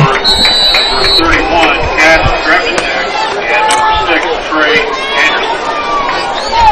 Brody Vance tees it up to Minneapolis. 40 seconds left. Let's see if we can put the clamps on the Bearcats and go down to the locker room. Nice kickoff by Vance as the Bearcats taking it to 10. up. He's got room and tackled nicely there by number 5. And Oshman's on the bottom. John Nelson and John Oshman with the tackle. Oshman got the worst of that on the bottom. Nelson with a nice tackle on the top side. Oshman got him down low. Sure tackle as the Bearcat runner made it up to about the 34-yard line. 34 seconds left. Kelly, he's going to run it. And there's Nelson on the corner. Quarterback's weight there. He is dragged down, I believe, by number 12. That's Nolan White with the tackle out there. Does not make it back to the line of scrimmage, Dale. Nope. Be a second and goodness. Tackle for a 13. loss. 12. Second 12 coming up. Bring up second and 12-13 for the Bearcats with 28 seconds left in the second quarter. Nice turnover here would be great. He was rolled out of bounds, so the clock stops. Kelly back to pass. Gets it over the middle to Haxton, and he's tackled immediately. Osherman with a sure tackle. 6'5", Haxton, tight end. What a tackle by Osherman. I mean, he dropped him right there. 3rd and 5 coming up. And a timeout by the Bearcats. 21.5 seconds remaining. Let's hear another word from our sponsors. By Air have been supporting ag operations in the Minneapolis and Delphos area for over 20 years with prompt, up-to-date, and competitive aerial application service. Ag by Air is located at 974 Highway K106, south of Minneapolis.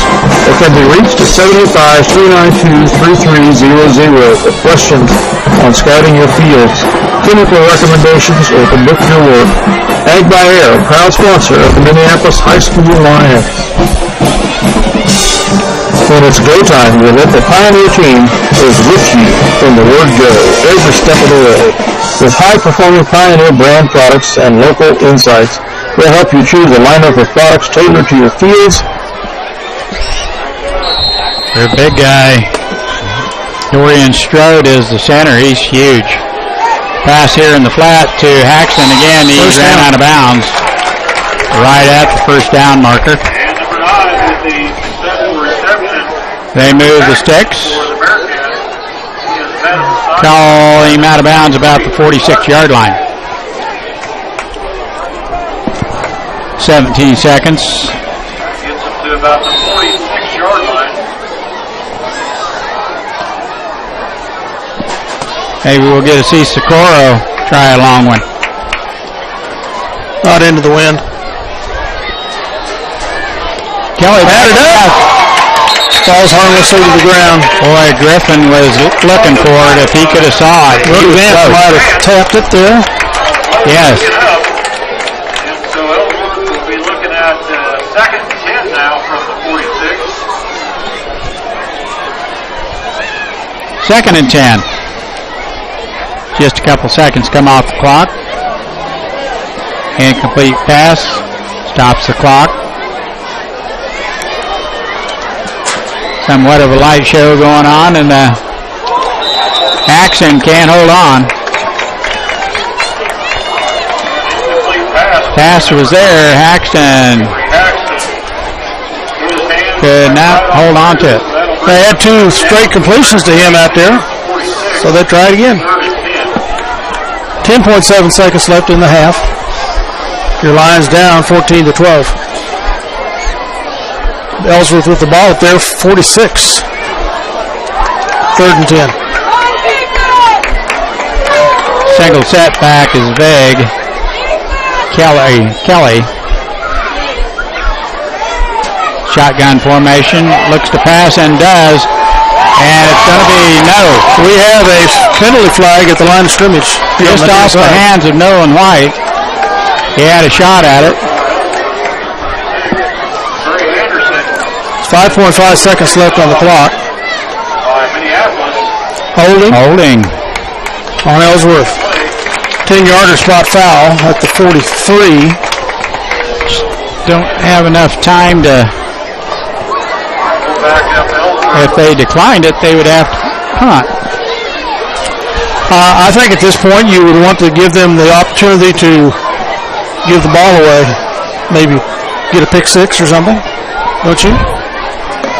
I think I'd rather have them punt. But they may not punt with just 5 seconds left. They'll try and run it out. As a legal procedure.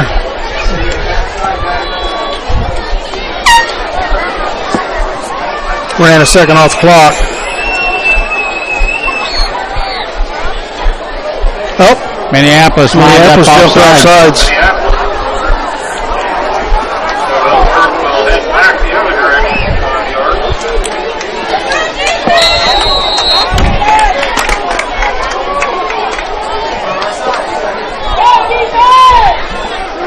Kelly back us home. Oh, it was a face mask that wasn't called, I think. We dropped it, but I lost. Time runs out, though, and that's going to be the end of the first half. Unless they saw that face mask. No flag. 14-12, Ellsworth after 1 half of play. Take a break. Let's hear who our community sponsors are for these live video broadcasts. I think there's going to be a couple things going on the field. And we'll have some stats from Scott Osherman.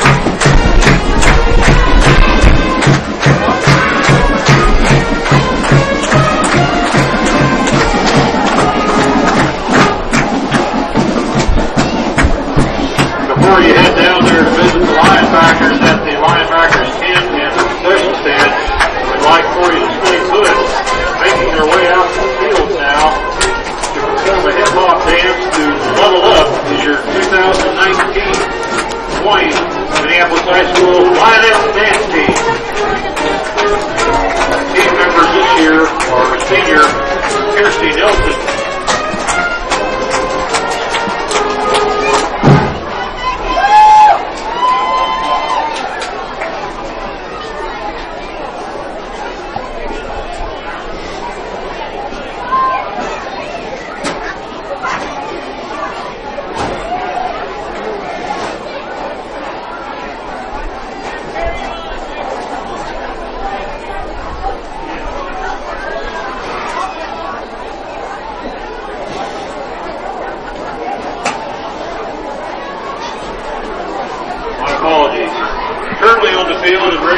perform a hip-hop dance to Level Up is your 2019 and 20 MHS Lioness Dance Team. Team members this year, senior Kirsty Nelson, juniors Aislinn Eller, Courtney Forte, Caitlin Tudor, Madison Lang, Jalen Lundberg, and Peyton Smith. Your sophomores, Megan Atkinson, Olivia Bochek, Cameron Cleveland, and Samantha Terrell. And your two freshmen, Allie Hodges and Jordan Peck.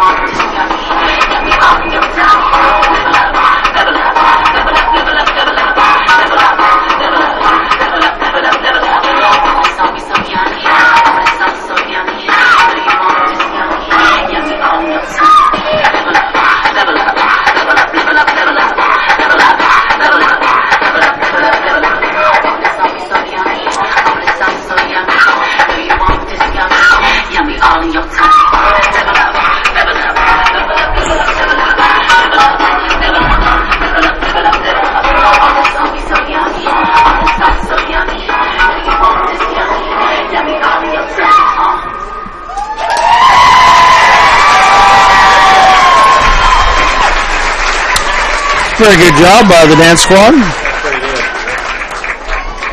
Thank you, MHS Lioness Dance Team. And we're going to have another performance. It's going to look like it involves some grade school girls coming up here. And don't leave yet. We've got two cheer performances. First off will be the youth cheer clinic performance, followed by the cheer team.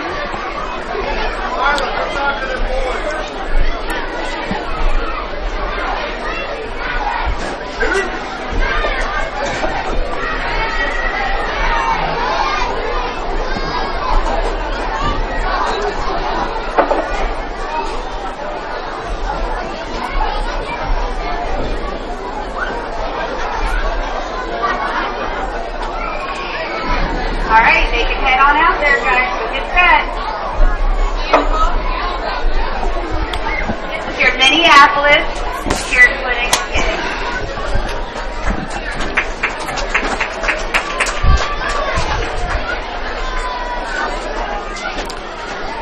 A lot of cowgirls out there.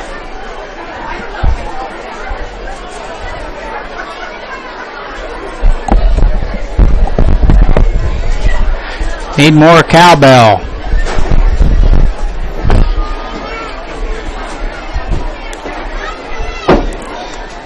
Okay, We're gonna add some stuff up these first. little ones, they don't get a couple. You got ahead. We got a performance to watch. You guys will do great. Hold on to your hat because it will fly away. I know we didn't practice that, but it's okay. If you lose it, just keep going. Here we go. I just need you to get real loose.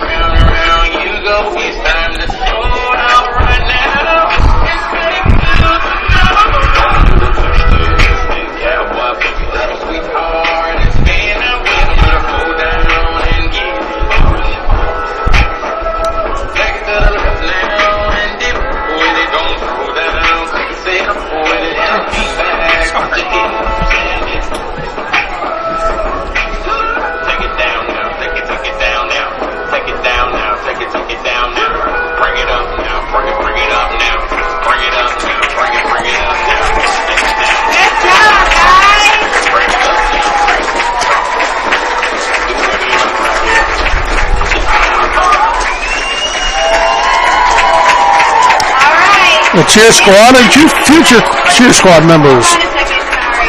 No hats left behind. All right, kids, ready. Go sit up on the grass with your partner. Go sit on the grass with your partner for a minute. And then the high school cheer squad is going to go out and do something.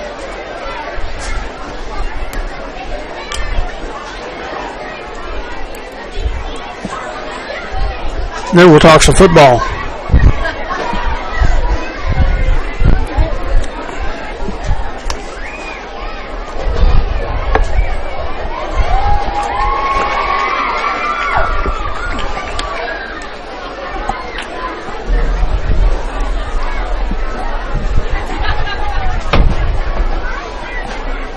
Okay, so I do have some cheer members sitting off to the side. I'm getting ready to announce them. So our senior captain this year is Hannah Hodges. We have Shakota Newell. She's my cheer manager. She's my lifeline. Where are you at? Stand up. Say hi. We have Sarah Newell. Hi, Donna Telekatskazi. Where are you? We have Chantel Johnson. And we have Nick Harding, the senior. Our rest of our members, we have Caitlin Cooter, Savannah Alderson, Anna Flaherty, Kennedy Burrell, Trinity Randall, Rachel Bradshaw, Caleb Wood. All right, here we go.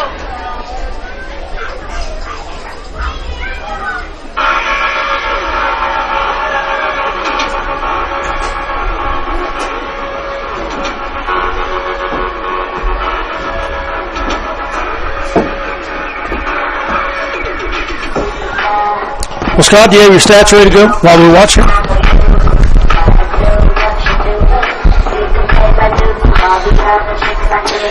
Well, as the dance team performs out there, the cheerleaders, I guess, perform out there, we'll just run through some stats in the first half. It's a 14-12 ball game, but it's really been controlled by Minneapolis. The first two possessions really kind of hurt the Lions at the start. They gave them a short field. Ellsworth started out on the Minneapolis, Minneapolis 29-yard line, and they were able to take it in for a 2-yard touchdown on a short field after we went for it on fourth down. Minneapolis kind of stalled their first few drives. Second drive, we actually threw an interception, and they ran it back 74 yards for Oh, was it 74? 74. I was guessing 80, but I couldn't tell. 74 yards to the touchdown. They had the PAT kick was good. That gave them the 14-0 lead. Minneapolis regrouped though, Dale. They regrouped and they put together a couple nice drives. They did end up getting a 14-yard touchdown run by Daniel Watson on their fourth possession. Daniel did get hurt on that. He got hurt on that. Initial response is a dislocated thumb. That's why we didn't see him any more the rest of that first half.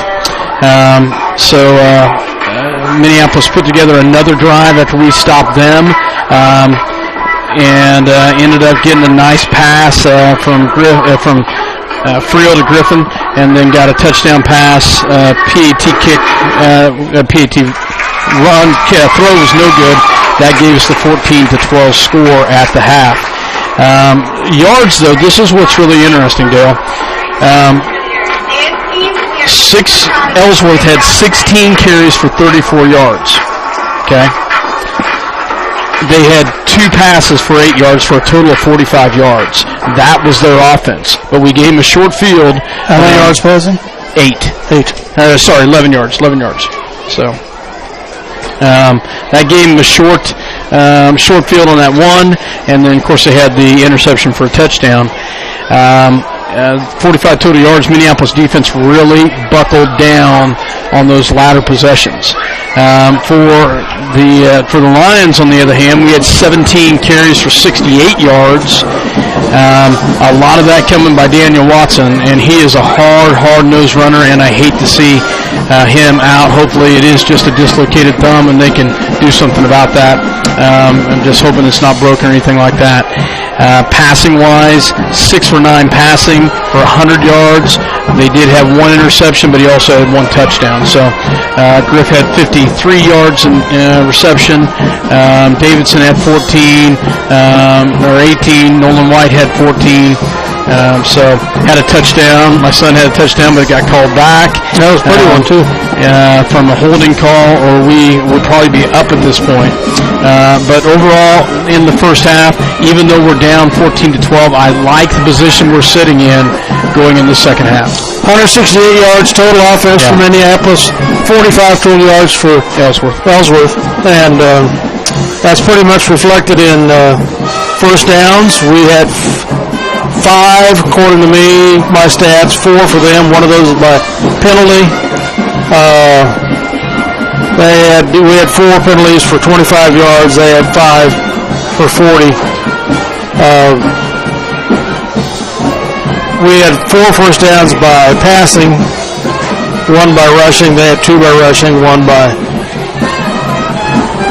passing, and then the other one by penalty. So we pretty much didn't limit them quite well in the second quarter. Once we got over the shock of going down 14-0, the gamble by the coaching staff that didn't pay off. On that first drive of the first quarter, gave them a short field at the Minneapolis 29, and they did the right thing and marched it in for the touchdown. Yeah, and I don't know if you saw the interception by Ellsworth, but that was a heck of an interception. Oh, one-handed. One-handed and pulled it in, and he had clean sailing. On the other hand, we had a nice interception.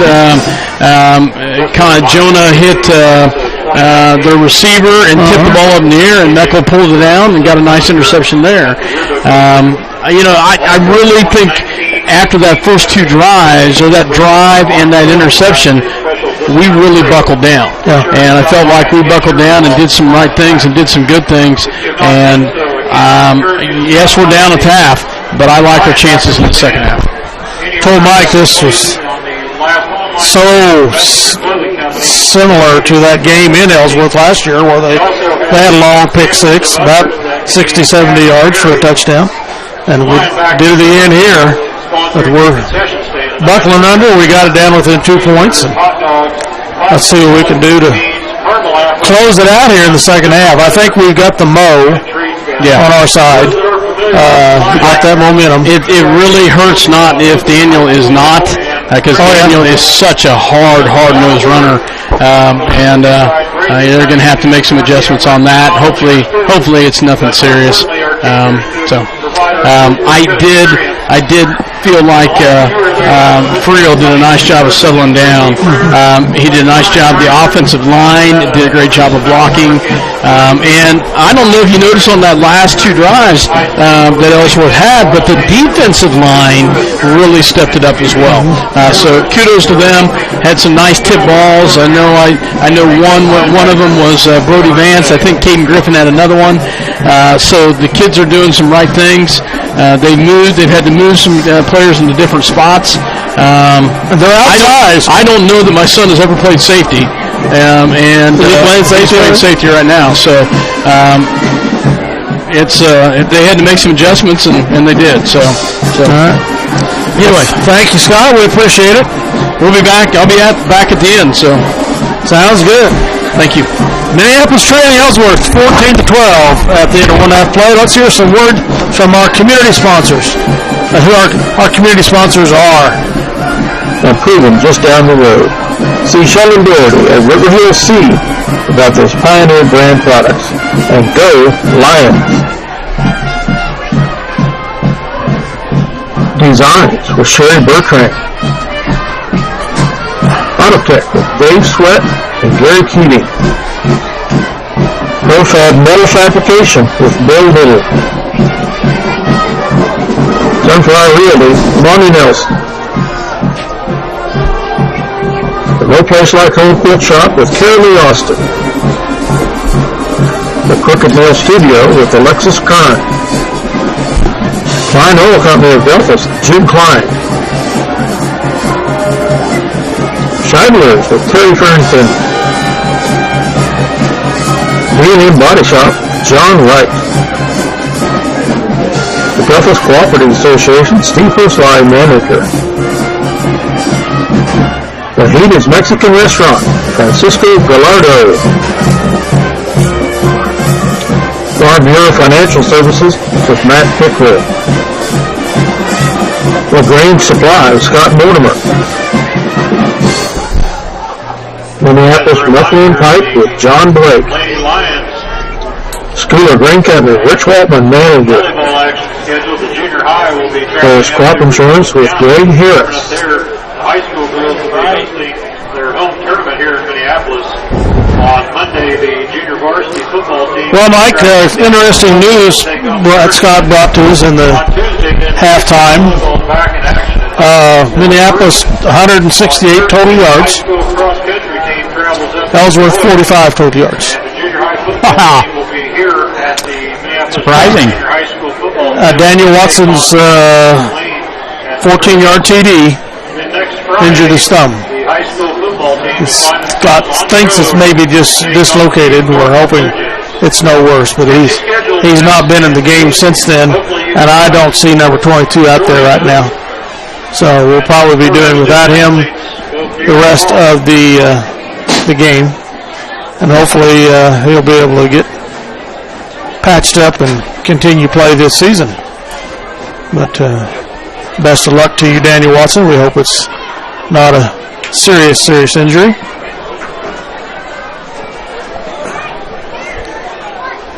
Maybe it just popped out and back in. I've got one of those. Actually, I just don't see number 22 out there, and as Scott pointed out, he was not in the game after that. So whether they're just taking precaution or if it's worse than that, who knows. But we will probably be missing his running capabilities here in the second half.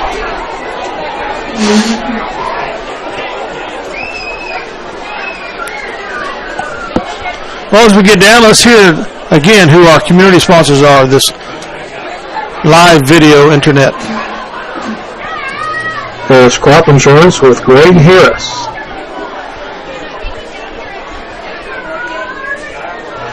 There's crop insurance with Greg Harris. The Heaton's Mexican Restaurant, Francisco Gallardo.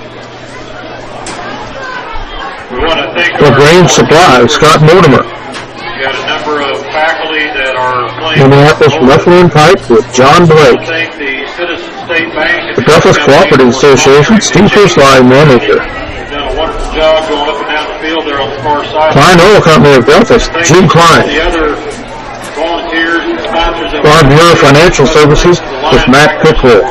Hosting the concession stand tonight. The No Place Like Home Quilt Shop with Carolee Austin. Our officials, your referee, Jeff Canizzo. Autotech with Dave Sweat and Gary Keating. Head linesman Preston Canizzo. The Crooked Nail Studio with Alexis Kern. And the back B&M Body Shop, John Wright. Gentlemen, for your help. If you remember back, Scheidler's with Terry Farrington. won the toss and deferred. Designs with Sherry Bertrand. Profab Metal Fabrication with Bill Little. School of Grain Company, Rich Waltman, manager. Sunflower Realty with Monty Nelson. All right, time for second half kickoff. Minneapolis will kick off. Ellsworth with the wind at their back. Ellsworth will be going south to north here on the Minneapolis field. Start the third quarter. Means they'll have the wind at their back in the fourth quarter. Yes.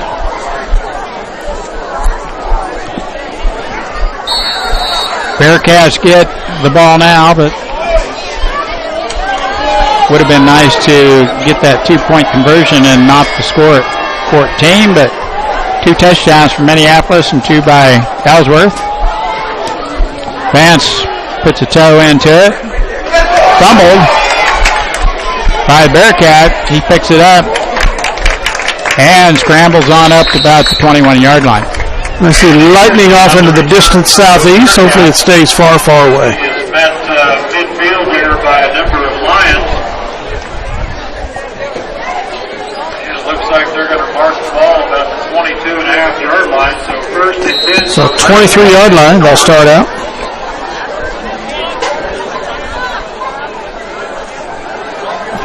Mr. Watson also played a key point position on the defensive side as well. So shotgun. Kelly keeps it as he zone reads. Faked the ball to Sharp. Kept it. Number 3, Morgan Kelly elects. And he's kept it more times than not tonight. Early on in the first quarter, he was primary ball carrier. Second quarter, it changed somewhat. And Sharp got into the action along with Begg. Got a yard. Single setback now is Luke Sharp. Up back is the blocker, and he hands it off to Sharp. Oh, what a tackle by number 5. Number 5 is John Nelson.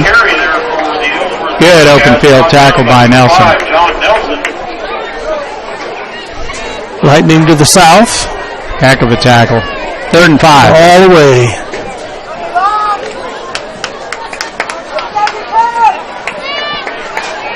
Sharp has some speed. He was the pick 6. We couldn't catch him. The interception and ran it back for a touchdown. Hand off this time Sharp once again, and we stuff him at the line of scrimmage. No gain. And Sharp runs into a wall of Navy uniforms here. Uh-oh. 4th down and 6 coming up. You keep seeing that lightning down there, Mike, like I do? Yeah. In the south and the southeast. It appears to be far away. That's good. Goes. Goes mostly. I think the forecast I saw is supposed to say south of us and east of us. Yes. Hopefully that's the case for another hour or so. Shotgun, he'll punt from there. We almost blocked it one time. Oh, gosh.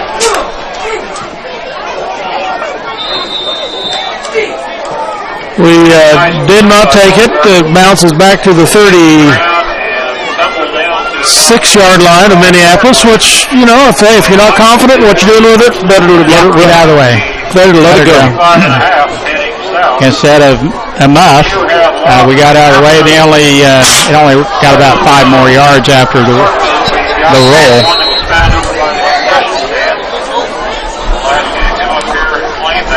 Minneapolis 35. Oh, T-shirts are being shot up in this neck of the woods.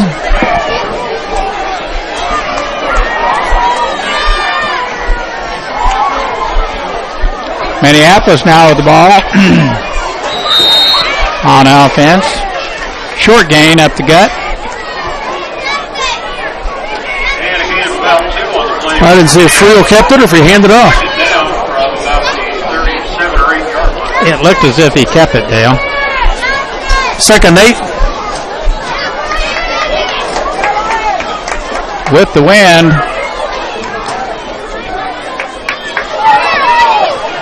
Catch Nolan White in stride out here in the flat. Let him take it to the house. Meckel in motion. Friel and a stop of play. Illegal motion on Minneapolis. We'll move it back another 5. It'll be 2nd and 12.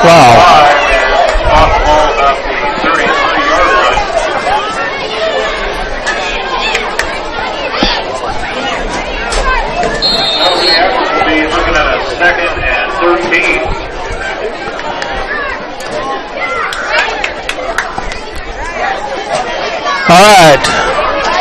2nd and almost 13 for Minneapolis. If we wind right, it's going to come right in our opening here, Dale. Don't want it to knock you out, Mike. I'll catch it first. Friel back to pass. He's got Cleveland in the flat. First down. Nice run after the catch by Cleveland. And he's rolled out of bounds about the Minneapolis 49-yard line. Good grief. Shot that one against the wind. That one went clear over the...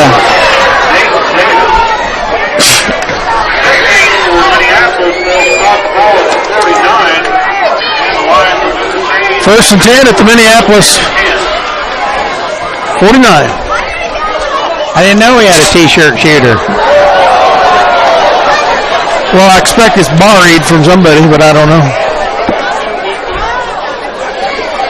First down from Minneapolis. Real under center. Cleveland the up back. Pitch back to Meckel. He's got running room. Breaks a couple tackles. Dives forward down to the Bearcat 38. Grant Meckel with a nice run there. He will move the chains for Minneapolis first down. In on the tackle for the Bearcats, number 6, Trey Anderson. Nice run there by Trent Meckel. First down on the Bearcat 38. First and 10. And we're moving the ball. 8:13 left, third quarter. Real under center. Fake the pitch out. Real's going to pass it. He's got a receiver wide open. Oh, man. In and out of the hands, almost intercepted. Nelson right off the hands, and then it was almost picked off by a Bearcat. Lions are safe. They will pick back up here. Second and 10. Second 10 coming up from the Bearcat 38. It was there. Went for that home run strike. I imagine with Watson on the sidelines with that jammed thumb, we're probably going to do a little more passing. He's a primary back. Pitch back. Martin. To Crew Martin. Gets to the 35, about a 3-yard gain. Martin on the carry for Minneapolis, picking up several yards. So third and 7 coming up. 35 and bring up third and... Got a few. Back.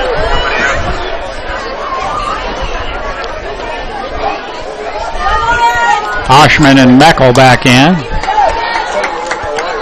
Griffin and Crew Martin rotate out. Meckel in motion. Quick pass. Quick pass to Davidson. It was there. It was just a little off. Wide open with lots of room to run, and pass was not quite there. Off the mark a little. 4th and 7 coming up.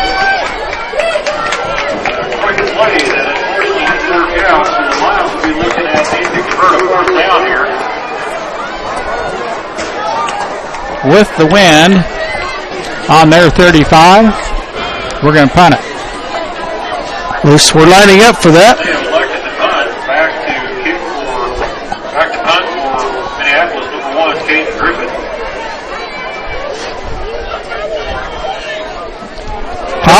Terrible snap. They take it at the 20. And we run him out of bounds about the 34, 35-yard line, and a flag. Boy, the Bearcats are jumping around. It must be on Minneapolis. A late hit out of bounds is the only thing I can come up with from this distance anyway. Referee's walking out. Holding.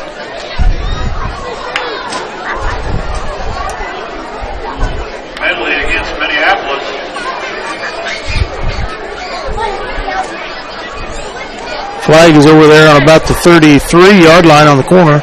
It's the sideline, I should say.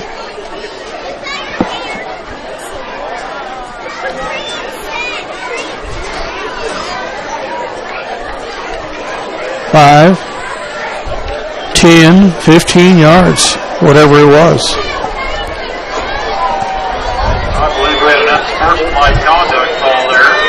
That moves the Bearcats up. 2 penalties on the Lions here in the third quarter for 20 yards. So on the 35-yard line, it would have behooved us to just go ahead and went for it. Yep. Snap was terrible, and Griffin couldn't field it hardly to get a foot on it. Well, that's keeper. Wildcat. Kelly But he's been running like that all night long. Kelly, the ball carrier, up the gut for 5. Down about the 46 or 7 yard line, 47. Into Lion territory.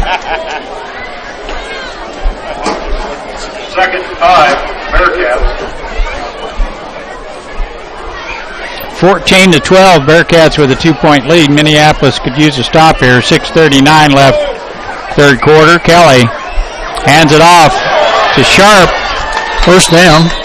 Sharp through the hole quickly and will get the first down for the Bearcats down to the Minneapolis 39-yard line.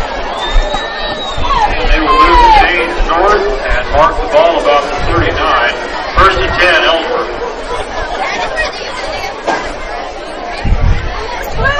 Well, penalties, Dale. They hurt us up at Beloit. And the 3 turnovers. Yeah, that 3 turnovers hurt us more. penalty right there. Sharp again. Big hole up the center. I've been wondering why they insist on going to Kelly. Give Sharp the ball. Yeah, absolutely. 185 pounds. Right up the gut he went. Second time in a row. Reels off 8 or 9 yards. Second one coming up. Big gain on the play of about 8 or 9. Second down, Ellsworth. He tries to bounce off. Sharp on the carry again. Bounce. Might have got the first down. Might have got the first down.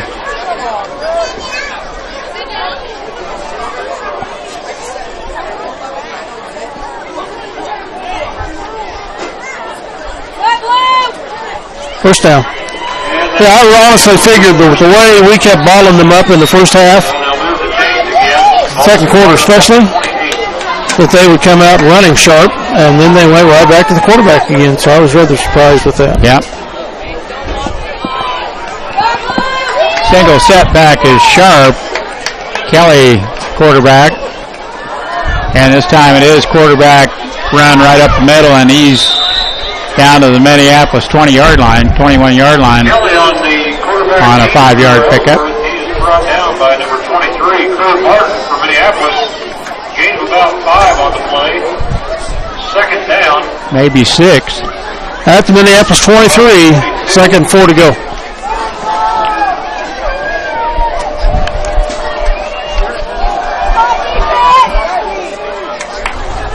Time they hand it off to Sharp.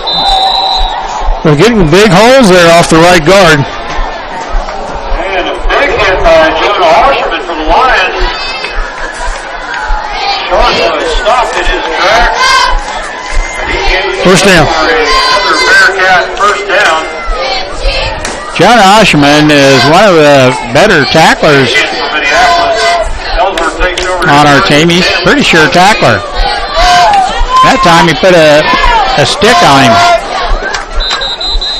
Must be offensive penalty here. Motion. Yep. And move him back 5. It'll be first and 15. 4 minutes and 45 seconds left in this quarter. Minneapolis has that much time with the win, then Ellsworth will have it in the fourth quarter.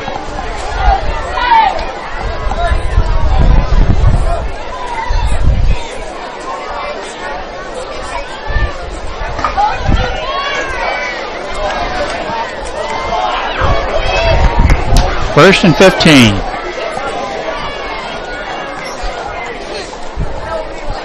He keeps it. Sidesteps one defender, and Bradford has him along with Arshman on the shoestring tackle. And Morgan Kelly up the middle and trying to hurdle some Lions. Finally brought down by 3 Jonah Osherman. Second 9. 4:25 remaining in the third quarter. Still Ellsworth 14, Minneapolis 12. Single setback is Sharp. He gives it to him this time. He breaks out around the right side. There's the tackle. Touchdown. And Sharp on the carry. Broke 2 tackles. Potential tacklers, but the effort is not enough as he's able to And finally gets to the edge, and into the end zone he goes. Touchdown, Bearcats. 17-yard touchdown run. 5 in the third quarter. Sirocco in for the point after.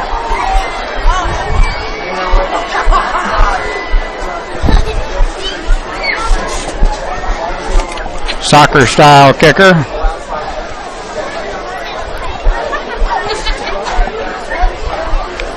Moves the ball over to the right hash mark. Good. And the point after attempt is good for number 7, Alberto. Minneapolis down by 9. You're down at that end. You might mention that nice red M down there, bordered by white. Show that again. That's a Dale Henderson design, and a little help from a few of the MHS kids and faculty. That'll last forever. Here, a word from our sponsors real quick. Sunflower Realty, Monty Nelson.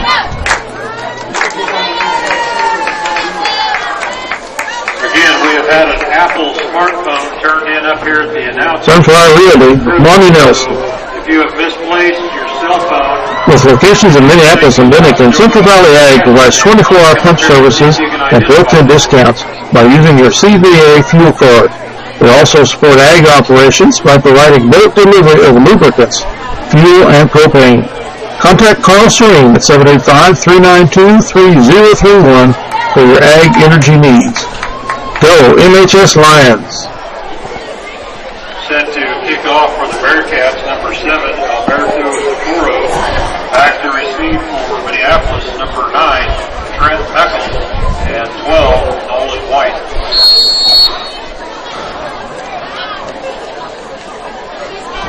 Austin Wolf, 51. Weston Schrader at number 6.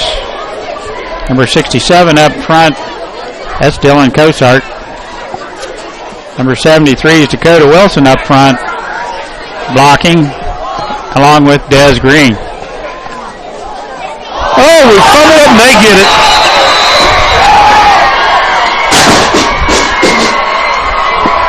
And the little ball on the return here looks like Ellsworth has We fumble the ball at our 31-yard line. Second turnover of the game. Yes, it is Ellsworth ball. It is going to be Ellsworth ball. We muff the kickoff, and they're right there to recover the fumble. 4 minutes left, third quarter, and Ellsworth is in business on Minneapolis 30-yard line. Hand off to Sharp. Crew Martin takes him down. And a good tackle by Martin. Luke Sharp on the hard run there for Ellsworth. He is met by number 23, Chris Martin, and brought down just inside the 30, about the 29. That'll bring up second down for the Bearcats. Gain of a couple yards. Just a couple. Second and 8 coming up. Some of that lightning has subsided down Southdale. It maybe fizzled out. High back is Sharp, and they draw us off sides again. Another penalty. Third penalty of the quarter for Minneapolis. 25 yards. Second down, Ellsworth, and about 3 or 4 to go. Second and a short 3.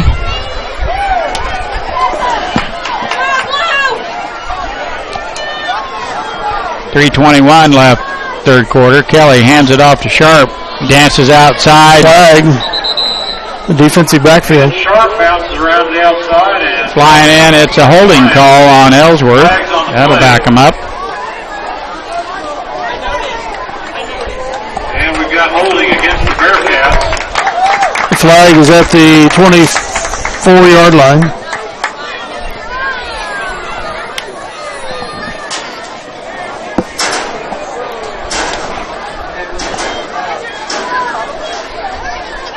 And we'll walk off. Spot foul? Or is that from the line of scrimmage, Dale? Holding, line of scrimmage. So it's going to be second and about 13. Fairfield will take over second down. Kelly runs it around the right end. There's no run. There's a flag. Looked like a clip from my... It's got to be a blocking foul from where that was thrown. On the outside. From the offensive backfield. The referee threw it in there. Flag is marked at about the 37 of Minneapolis. Holding. Following up the play, the referee threw the flag. It'll be another 10-yard markup. And Ellsworth is moving the wrong way. They did this in the second quarter. Yeah, it was a complete meltdown, wasn't it? They were 3rd and 37, and they're getting there now. 3rd and 27.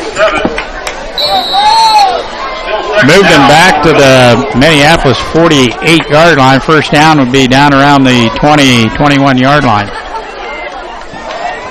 2:50 to go here in the third quarter.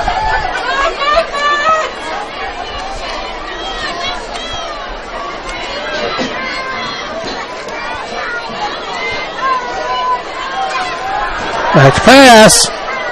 Complete. Great tackle by Nolan White. Paxton with a nice catch, but a sure tackle by Nolan White. Drops him right there at the 39-yard line, and it's still 3rd and long. Still a ways from a first down, so they'll need a third down conversion here. 3rd and 21. 4-down area for them, though, with the lead. Pass out in the flat, and another nice tackle, this time by Crew Martin. On number 11. Luke Dunn, the slot receiver, is dropped immediately at the Minneapolis 37, and it's going to be 4th and about 18.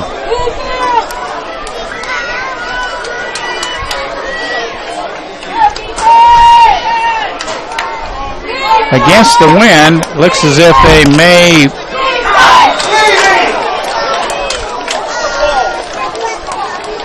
encroachment on the Lions.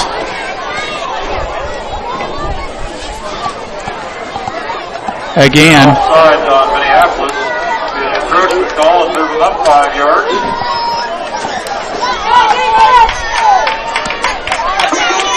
I saw him flinch, but it didn't look like he went over. But from my angle, I couldn't tell for sure. 4th and 11 now, Dale. Kelly will punt it. Quick punt. Out of bounds at the 10. Angles it nicely. 9. Knocked down and head out of bounds about the 10-yard line. Kicks her right out of bounds. Angles it over, and Minneapolis will take over. Good stop there, though. With 1:09 left after the turnover, that could have been a lot of problems. Well, fortunately, that turnover didn't cost us, at least immediately. We're at our 9-yard line. We need to produce some offense. Davidson and Nelson split to the right. Martin and Griffin to the left. Single setback is Meckel. Pass. Griffin with the reception. And a nice run after the catch. They call him down. The ball came out, but that's after he was on the deck. Takes it clear out to the Minneapolis 35-yard line. Nice pickup. He is limping. Griffin or Sharp? Griffin.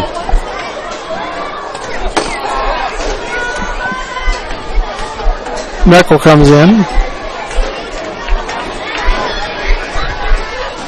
We've got a coach out there. He's going to have to come out. Could be cramping. Could be a slightly sprained ankle.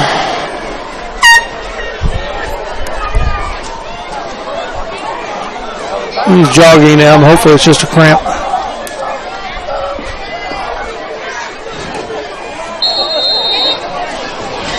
It looks like just a cramp, doesn't it, Dale? Yep. Oh, he's holding his hip and his hamstring, so.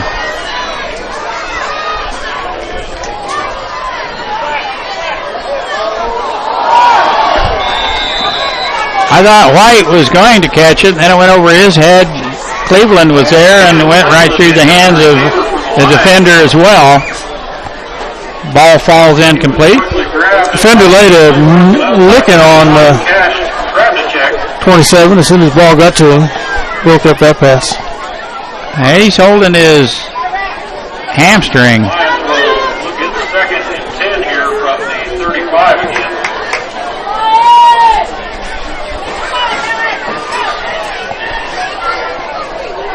High formation. Friel under center.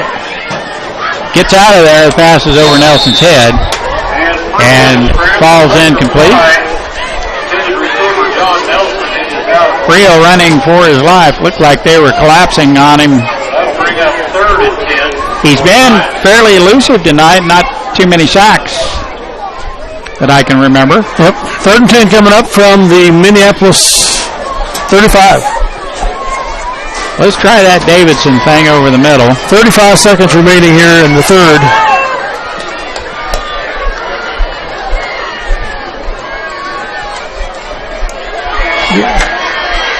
I shouldn't have said anything. And Friel trying to make his way out from the backfield, but he is smashed by number 61, Tyler Romero, in the backfield. And that Travenchek kid will come up and smack you. Bring up 4th down for the Lions. 4th and 12, Minneapolis will punt it. Well, he moved it from our 9-yard line out to the 33. Minneapolis takes a timeout, 4.9 seconds left.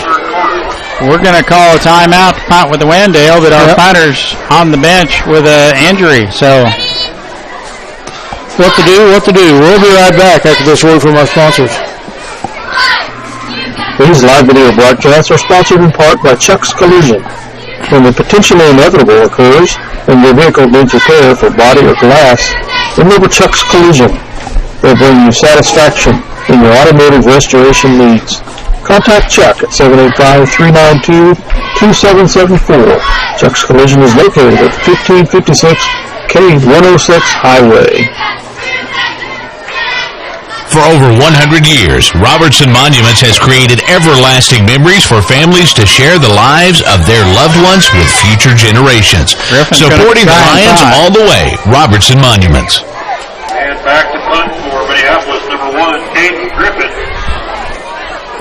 He's going to give it a go. Bearcats, number 31, Cash Travenchek. He's been stretching that leg out. Good snap. And a good punt.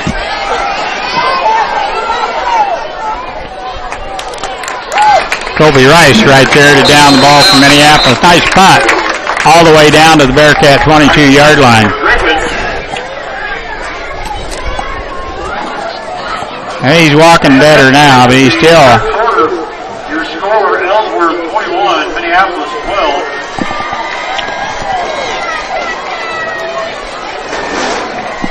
So, end of 3.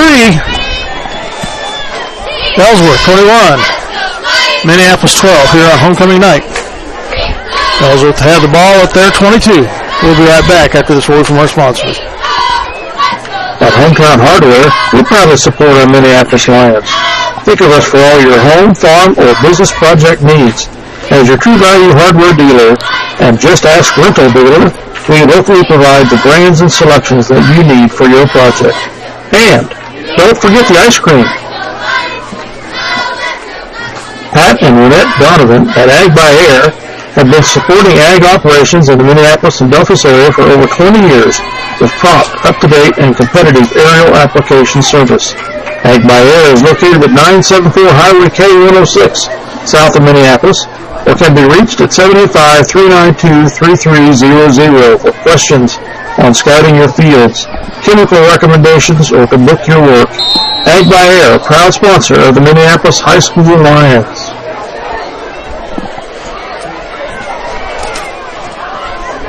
Ellsworth running the ball off tackle to the right side, and Minneapolis closes in quickly. Tackled by Bradford. 5-yard gain, though. And Luke Sharp on the run for the Bearcats. He is hammered by number 45, Colton Bradford, and driven forward just a little bit to about the 27. So second down, Bearcats. Single setback is Sharp. Kelly, shotgun formation. He's going to keep it. Finds a hole. Falls forward for a couple. A little bit of a high snap that he recuperated from. Osterman in there on a great tackle. Number 3, Morgan Kelly, the Ellsworth quarterback, on the keep. 3rd and 1. Brings it out to about the 32-yard line. We're looking at about 3rd and 1 for the Bearcats.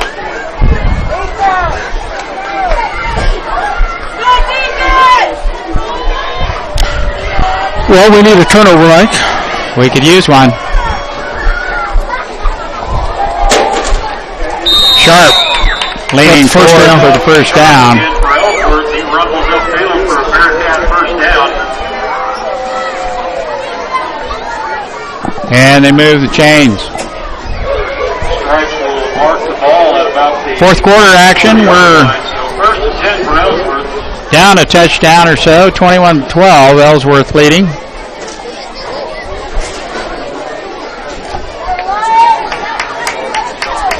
Two possessions down. Two of our key players are down as well. Kelly cuts it upfield and rumbles up to about the 41-yard line. Well, Watson is back out there in uniform on the sideline. Doesn't have a helmet. Has tape on his thumb, so I assume he's done for the night.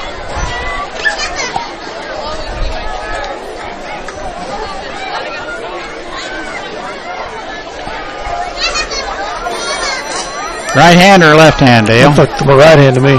Oh, shooting hand. Sharp grinds out a few more, leans forward for the first down. They're going to move the chains once again.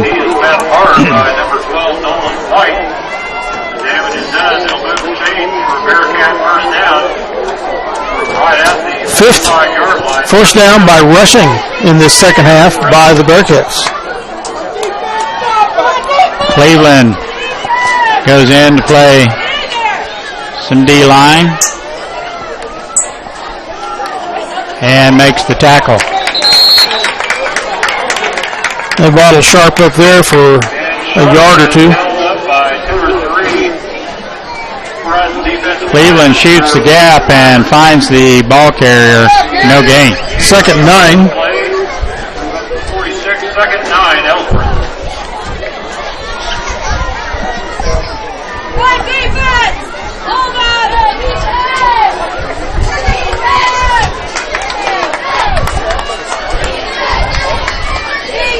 This time Kelly keeps it. Off tackle he goes, and he's going to have a first down. Nolan White takes him down.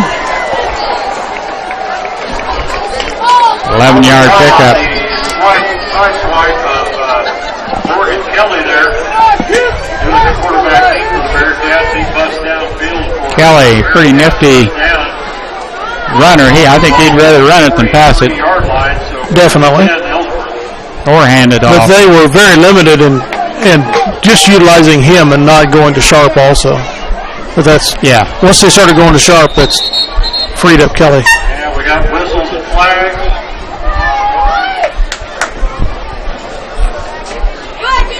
Head linesman's got somebody offside.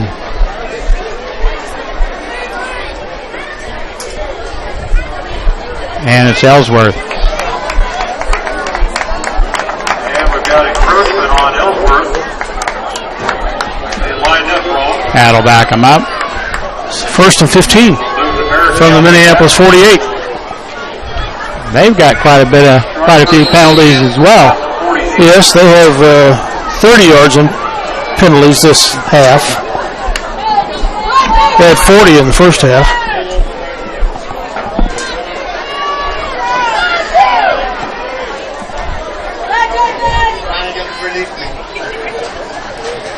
Kelly again looks for a hole and takes it around the right side for a gain of 5. Gets 5 with the penalty back. Anyway. Osherman and Nelson taking down. 5, John Nelson. Second 10 coming up. 7:48 to go here in the fourth quarter. Second down, Ellsworth.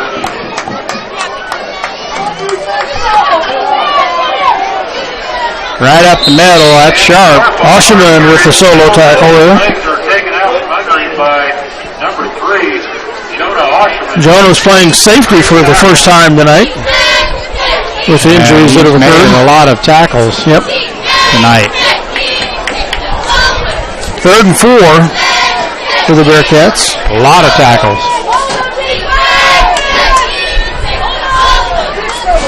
They'll probably keep it on the ground, too. There we go. 45, Bradford drops him. Bradford shoots the gap and finds the quarterback.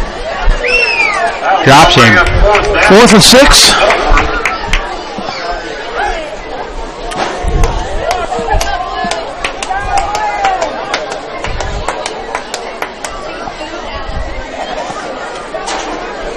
With the wind, it looks as if they're going to punt it. Play field position. It's a smart move with a 9-point lead. Jumped off sides. No call.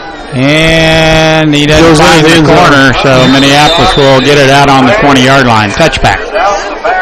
6:23. We're down 2 scores. 8 won't get us tied. So those muff snaps on the extra points, and those will kill you. 1 point's the difference here. If we had a touchdown and 2-point conversion, we'd tie them.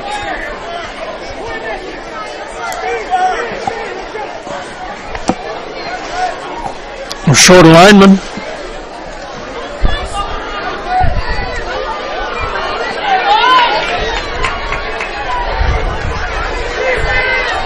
Ten seconds. Hand off to Cleveland, and he's pulled down by the Ellsworth defender. Had him around the shoulders and drug him down. A heck of a tackle. I thought Cleveland was going to break the tackle to start with, but it's still a pickup of 3. Osherman split left. Real. This time he gets it to Davidson. Davidson dives to make the catch. And it's a complete pass, and we'll move the chains. Ball out to about the Minneapolis 31-yard line.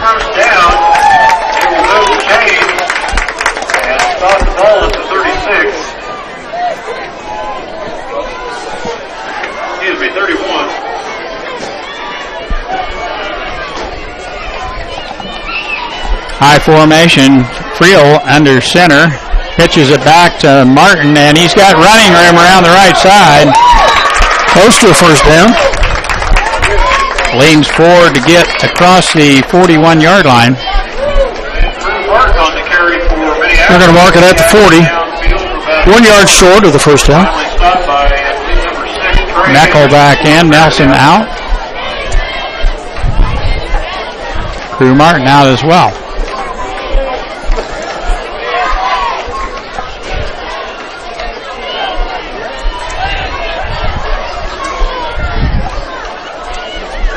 Real back to pass, and they blitz. Sharp. Safety. Scored 2 touchdowns.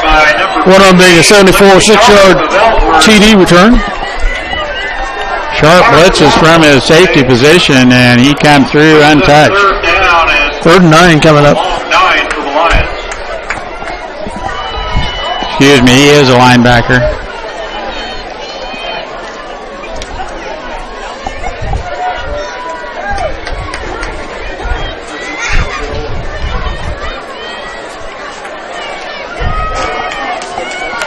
Minneapolis will spread the field. Friel under center. I wouldn't be surprised if they didn't send Sharp once again. They do. And we've got blockers, and Davidson's got room out. Here comes a hanky, too. Sure, it's a block issue.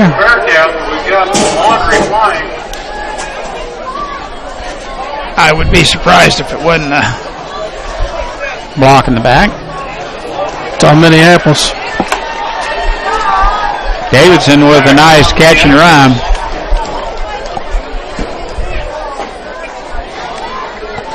If the penalty's at the 47 of Minneapolis, that would be 10 yards from there, back.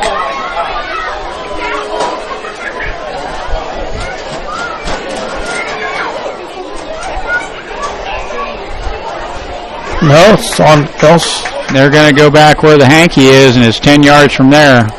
Oh, okay. It was back at the 48-9 of Ellsworth. And puts it right at the first down marker. Still might have a first down. I don't know that I've seen that. First down. Strange. 10-yard penalty brings it back, but just enough for a Minneapolis first down, and we move the chains anyway. Strange. Davidson made enough for the penalty was the further downfield. Yeah, the yardage and the 10-yard penalty. That was a nice screen to Davidson out in the flat. He had 3 blockers in front of him. That could have went for more. Friel under pressure. Gets it off to Oshman. And he takes it all the way down to the Ellsworth 36-yard line on a nice catch by No Hands Oshman. I don't know why he's got everything they've thrown at him, Dale. I don't know that I've seen him drop one this year. I'm going to have to quit calling him that. Friel back to pass, under pressure. He's going to run it. He's got room. Still going. He eludes one tackler. And he's right at the first down marker. He takes her down real close to the first down mark. 3:21 left in this contest. We need a score and an onside kick. Minneapolis will pick up from about the 26, first and 10.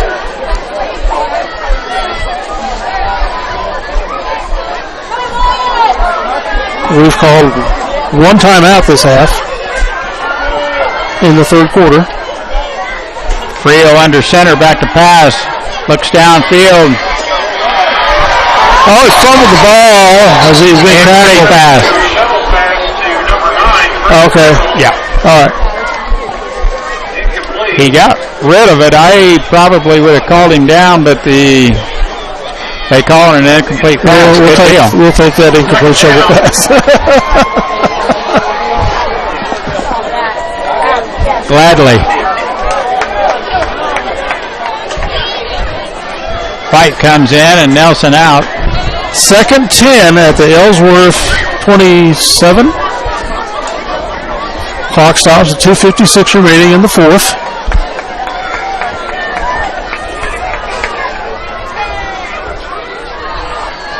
Meckel and Cleveland, I formation. Friel under center. Takes a handoff to Meckel. Everyone.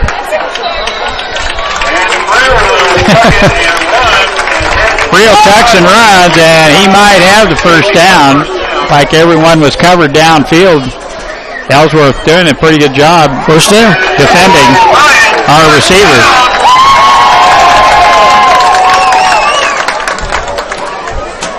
Ball's on about the 15-yard line. Minneapolis can pick up a first down before we score, but I just soon put it in the end zone right here and Save a little time on the clock for the onside kick.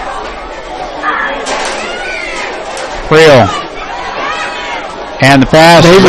Davidson in the flat, and he's run out of bounds. Davidson on the great about the 5-yard line. And he makes his way over to the just short of the first down. 2nd and 2. And he did get out of bounds, and that'll bring up 2nd down for the Lions with about 1.5 or 2 yards to go. 2:39 left in the fourth quarter.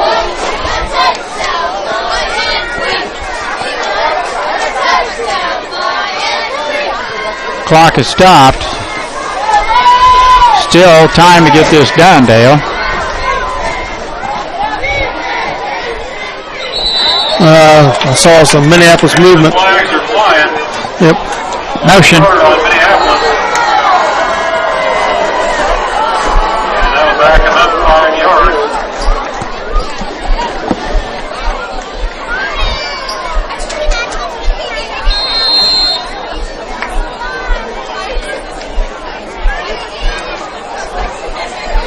Ball's on 13.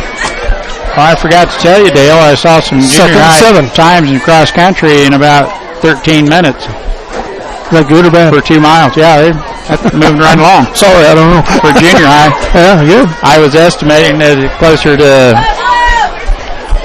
15 or 16 minutes, but nice pass from Friel. And Davidson. Touchdown.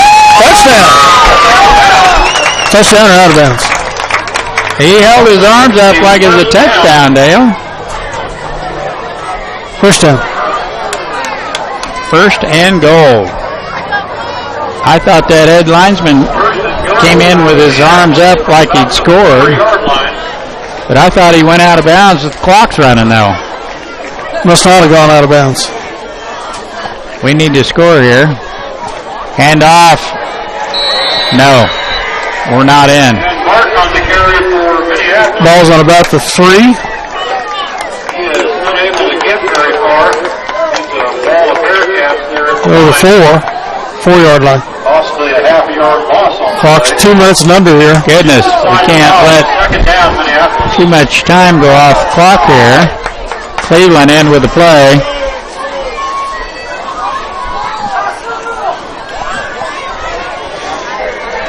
Time is on the Bearcat side. Full house backfield. Friel going to pass. Intercepted. By whom? Davidson was down there. By number 31, Travachek for the Bearcats. Travachek picks it off, steps right in front of Davidson.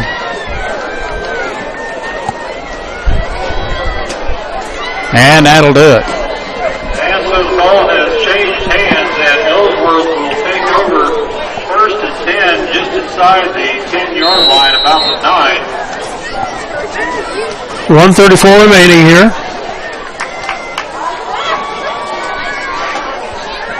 Kelly hands it off to Sharp, and Sharp is dropped right there. Timeout called for and granted to Minneapolis. Run up the middle, and he is gobbled up by Brody Vance, number 60. Let's take a word from our sponsors here. Bring up 2nd and 10 for Ellsworth. The Messenger Clothing Company, with locations in Minneapolis and Salina, can design custom clothing for your team, business, group, or event with screen printing and embroidery. We feature online design and ordering for your convenience. Contact us at 705-823-7752 or by email at sales@messengerclothingcompany.com for all your custom clothing printing needs today. Go Minneapolis Lions. The Citizen State Bank and Trust, with locations in Minneapolis and Belfast, proudly support the Minneapolis High School Lions. Contact either Owen Kimball or Jared Schmidt for all your banking needs, be it home, personal, business, or trust services. We feature online banking, checking and savings accounts, loans, IRAs, and certificates of deposit to help fulfill your hometown banking needs. The Lions. Minneapolis has one more timeout they can burn. Stop the clock.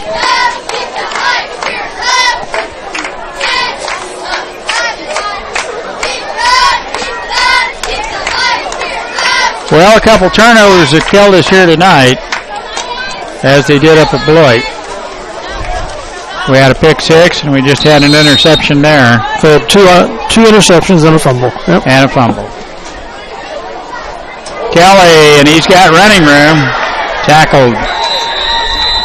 Kelly dashes out for first down. Nolan White with the tackle. Nolan White. His legs are grabbed up by number 12, Nolan White of Minneapolis.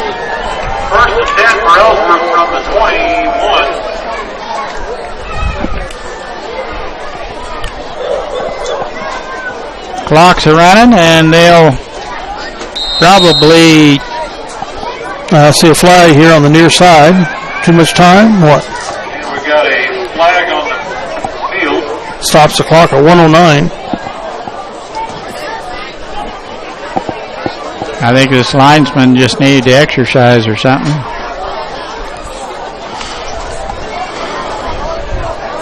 That might be on the coach. Minneapolis bench. Yep. I think that's a warning. Hopefully.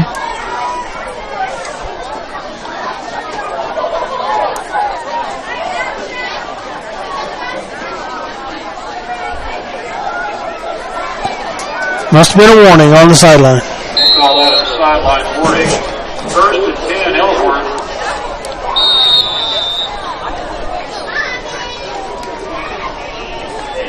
Another clock stoppage. Kelly will take a knee for the Bearcats. Take a knee. Minneapolis takes timeout. Be our last timeout.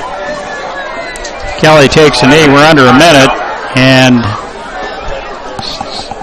don't know that it's only second down. We won't be able to force a punt. So 57.9 ticks left on the clock.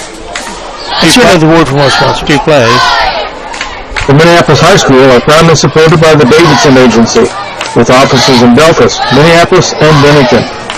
As a nationwide insurance agent and also an independent agent, they have provided hometown service for the insurance needs of their customers for over 30 years. For home, small business, farm and crop, life and health coverage. Call them today at 785-523-4202.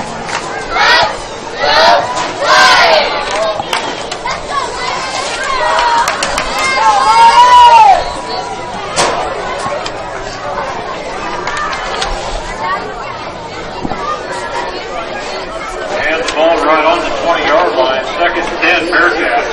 We're back, and the clock will start right when they snap the ball. Kelly's got it, takes a knee.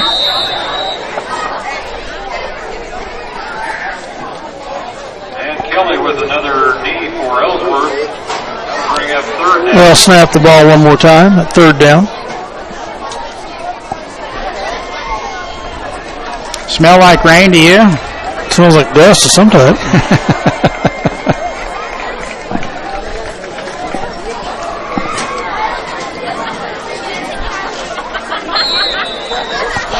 And the Bearcats are going to win here 21-12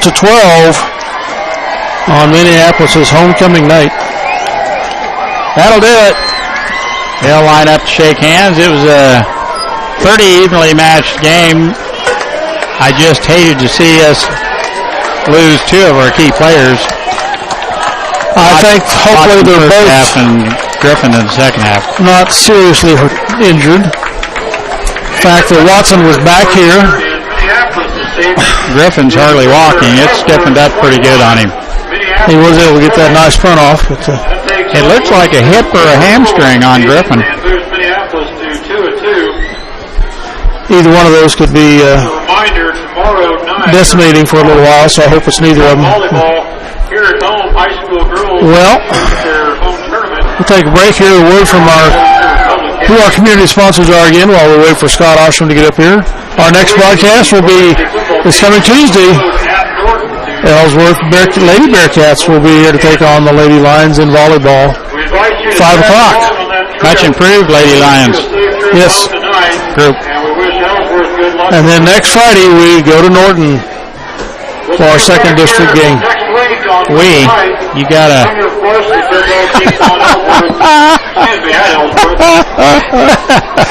Yeah, Mike, I know. All right. Thank you to all you just about have to get per diem to go there. Shake your phone. Good night. B&M Body Shop, John Wright. Designs with Sherry Bertrand. Minneapolis Muffler and Pipe with John Blake. Klein Oil Company of Belfast, Jim Klein. Autotech with Dave Sweat and Gary Keating. Profab Metal Fabrication with Bill Little. Sunflower Realty with Monty Nelson. There's Crop Insurance with Greg Harris. The Crooked Nail Studio with Alexis Kern. You done? Ready to go, Scott? I'm ready. Scheidler's with Terry Fer. Welcome back to Minneapolis, Kansas, as Minneapolis Lions come up short on homecoming tonight by a score of 20 to 12. Second half stats, just run through a couple things. Ellsworth did a great job. I'll give them some credit on controlling the run game in the second half. And they managed to just get some rushing going. They had 22 carries for 123 yards on the ground. And all of them, there was only one play that was more than 10 yards. Everything else was 5, 7, 10, or 5, 7, 9. I guess they had a 17-yard touchdown run, sorry. They were 2 for 3 passing for 11 yards. Gave them a total of 134 yards in the second half.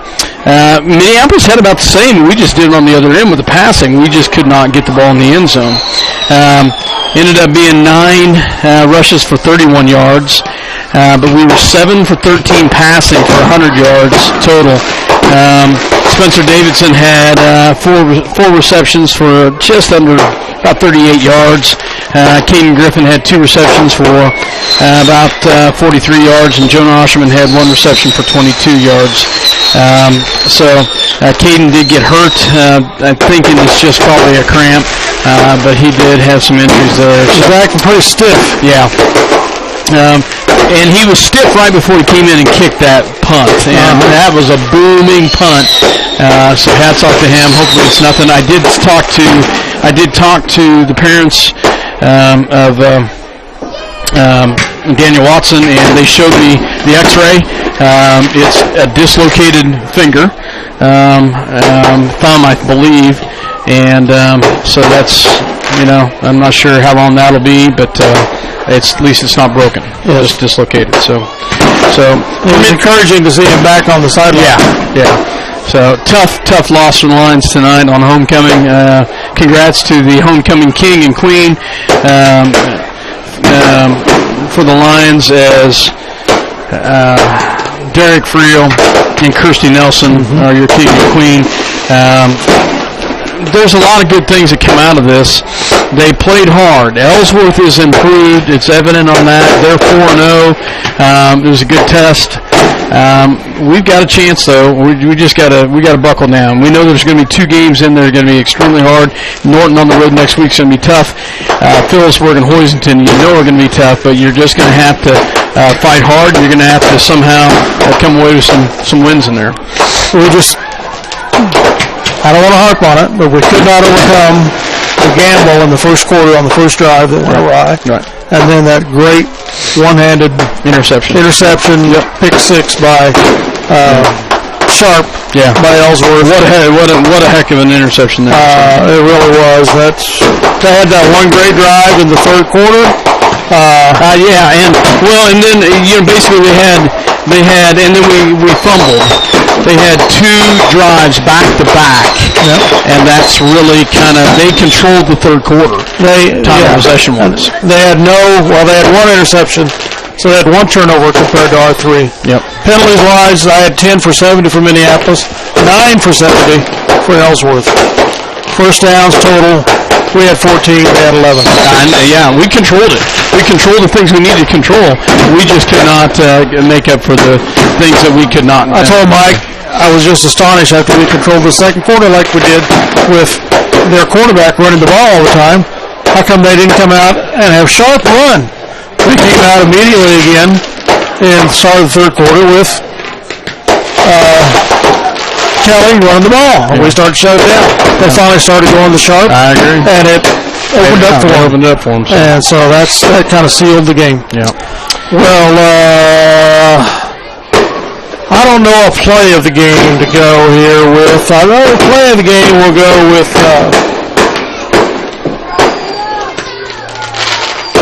we'll go with the 14-yard touchdown by Daniel Watson as the play of the game. And that in the second quarter is sponsored by the Citizen State Bank. And the player of the game, sponsored by the Messenger Clothing Company, is going to be Jonah Osherman. A touchdown call back. A lot of great tackles as a defender, as a safety position he hadn't played. Had not played safety all year. What was his total reception? I had just 2 receptions for, I think, 20 for 20-some yards. Played a very outstanding game. Very solid nugget there. That's very nice. I appreciate that. I know he will, too. I'd tell him he had to make some big tackles tonight at the safety spot. Had not played safety. That kind of worried me a little bit as a father, but he did a nice job. So we were chuckling, Scott, that we don't think No Hands Osherman has dropped a pass yet this year. We might be wrong. Yeah, I did say that, didn't I? Well, Leach Fireworks putting on the annual post homecoming show here. Thank Carl Leach for doing that. So with that, we're going to sign off for the night. We appreciate you having us in your homes or on your mobile phone or wherever you're watching these games here on live video feed from CityLink TV Minneapolis channel. Again, we'll be back Tuesday for volleyball versus Ellsworth and at Norton next Friday for football. So good night, folks. Good night. Thanks and God bless.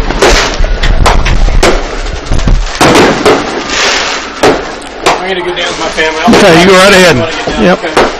Thank you.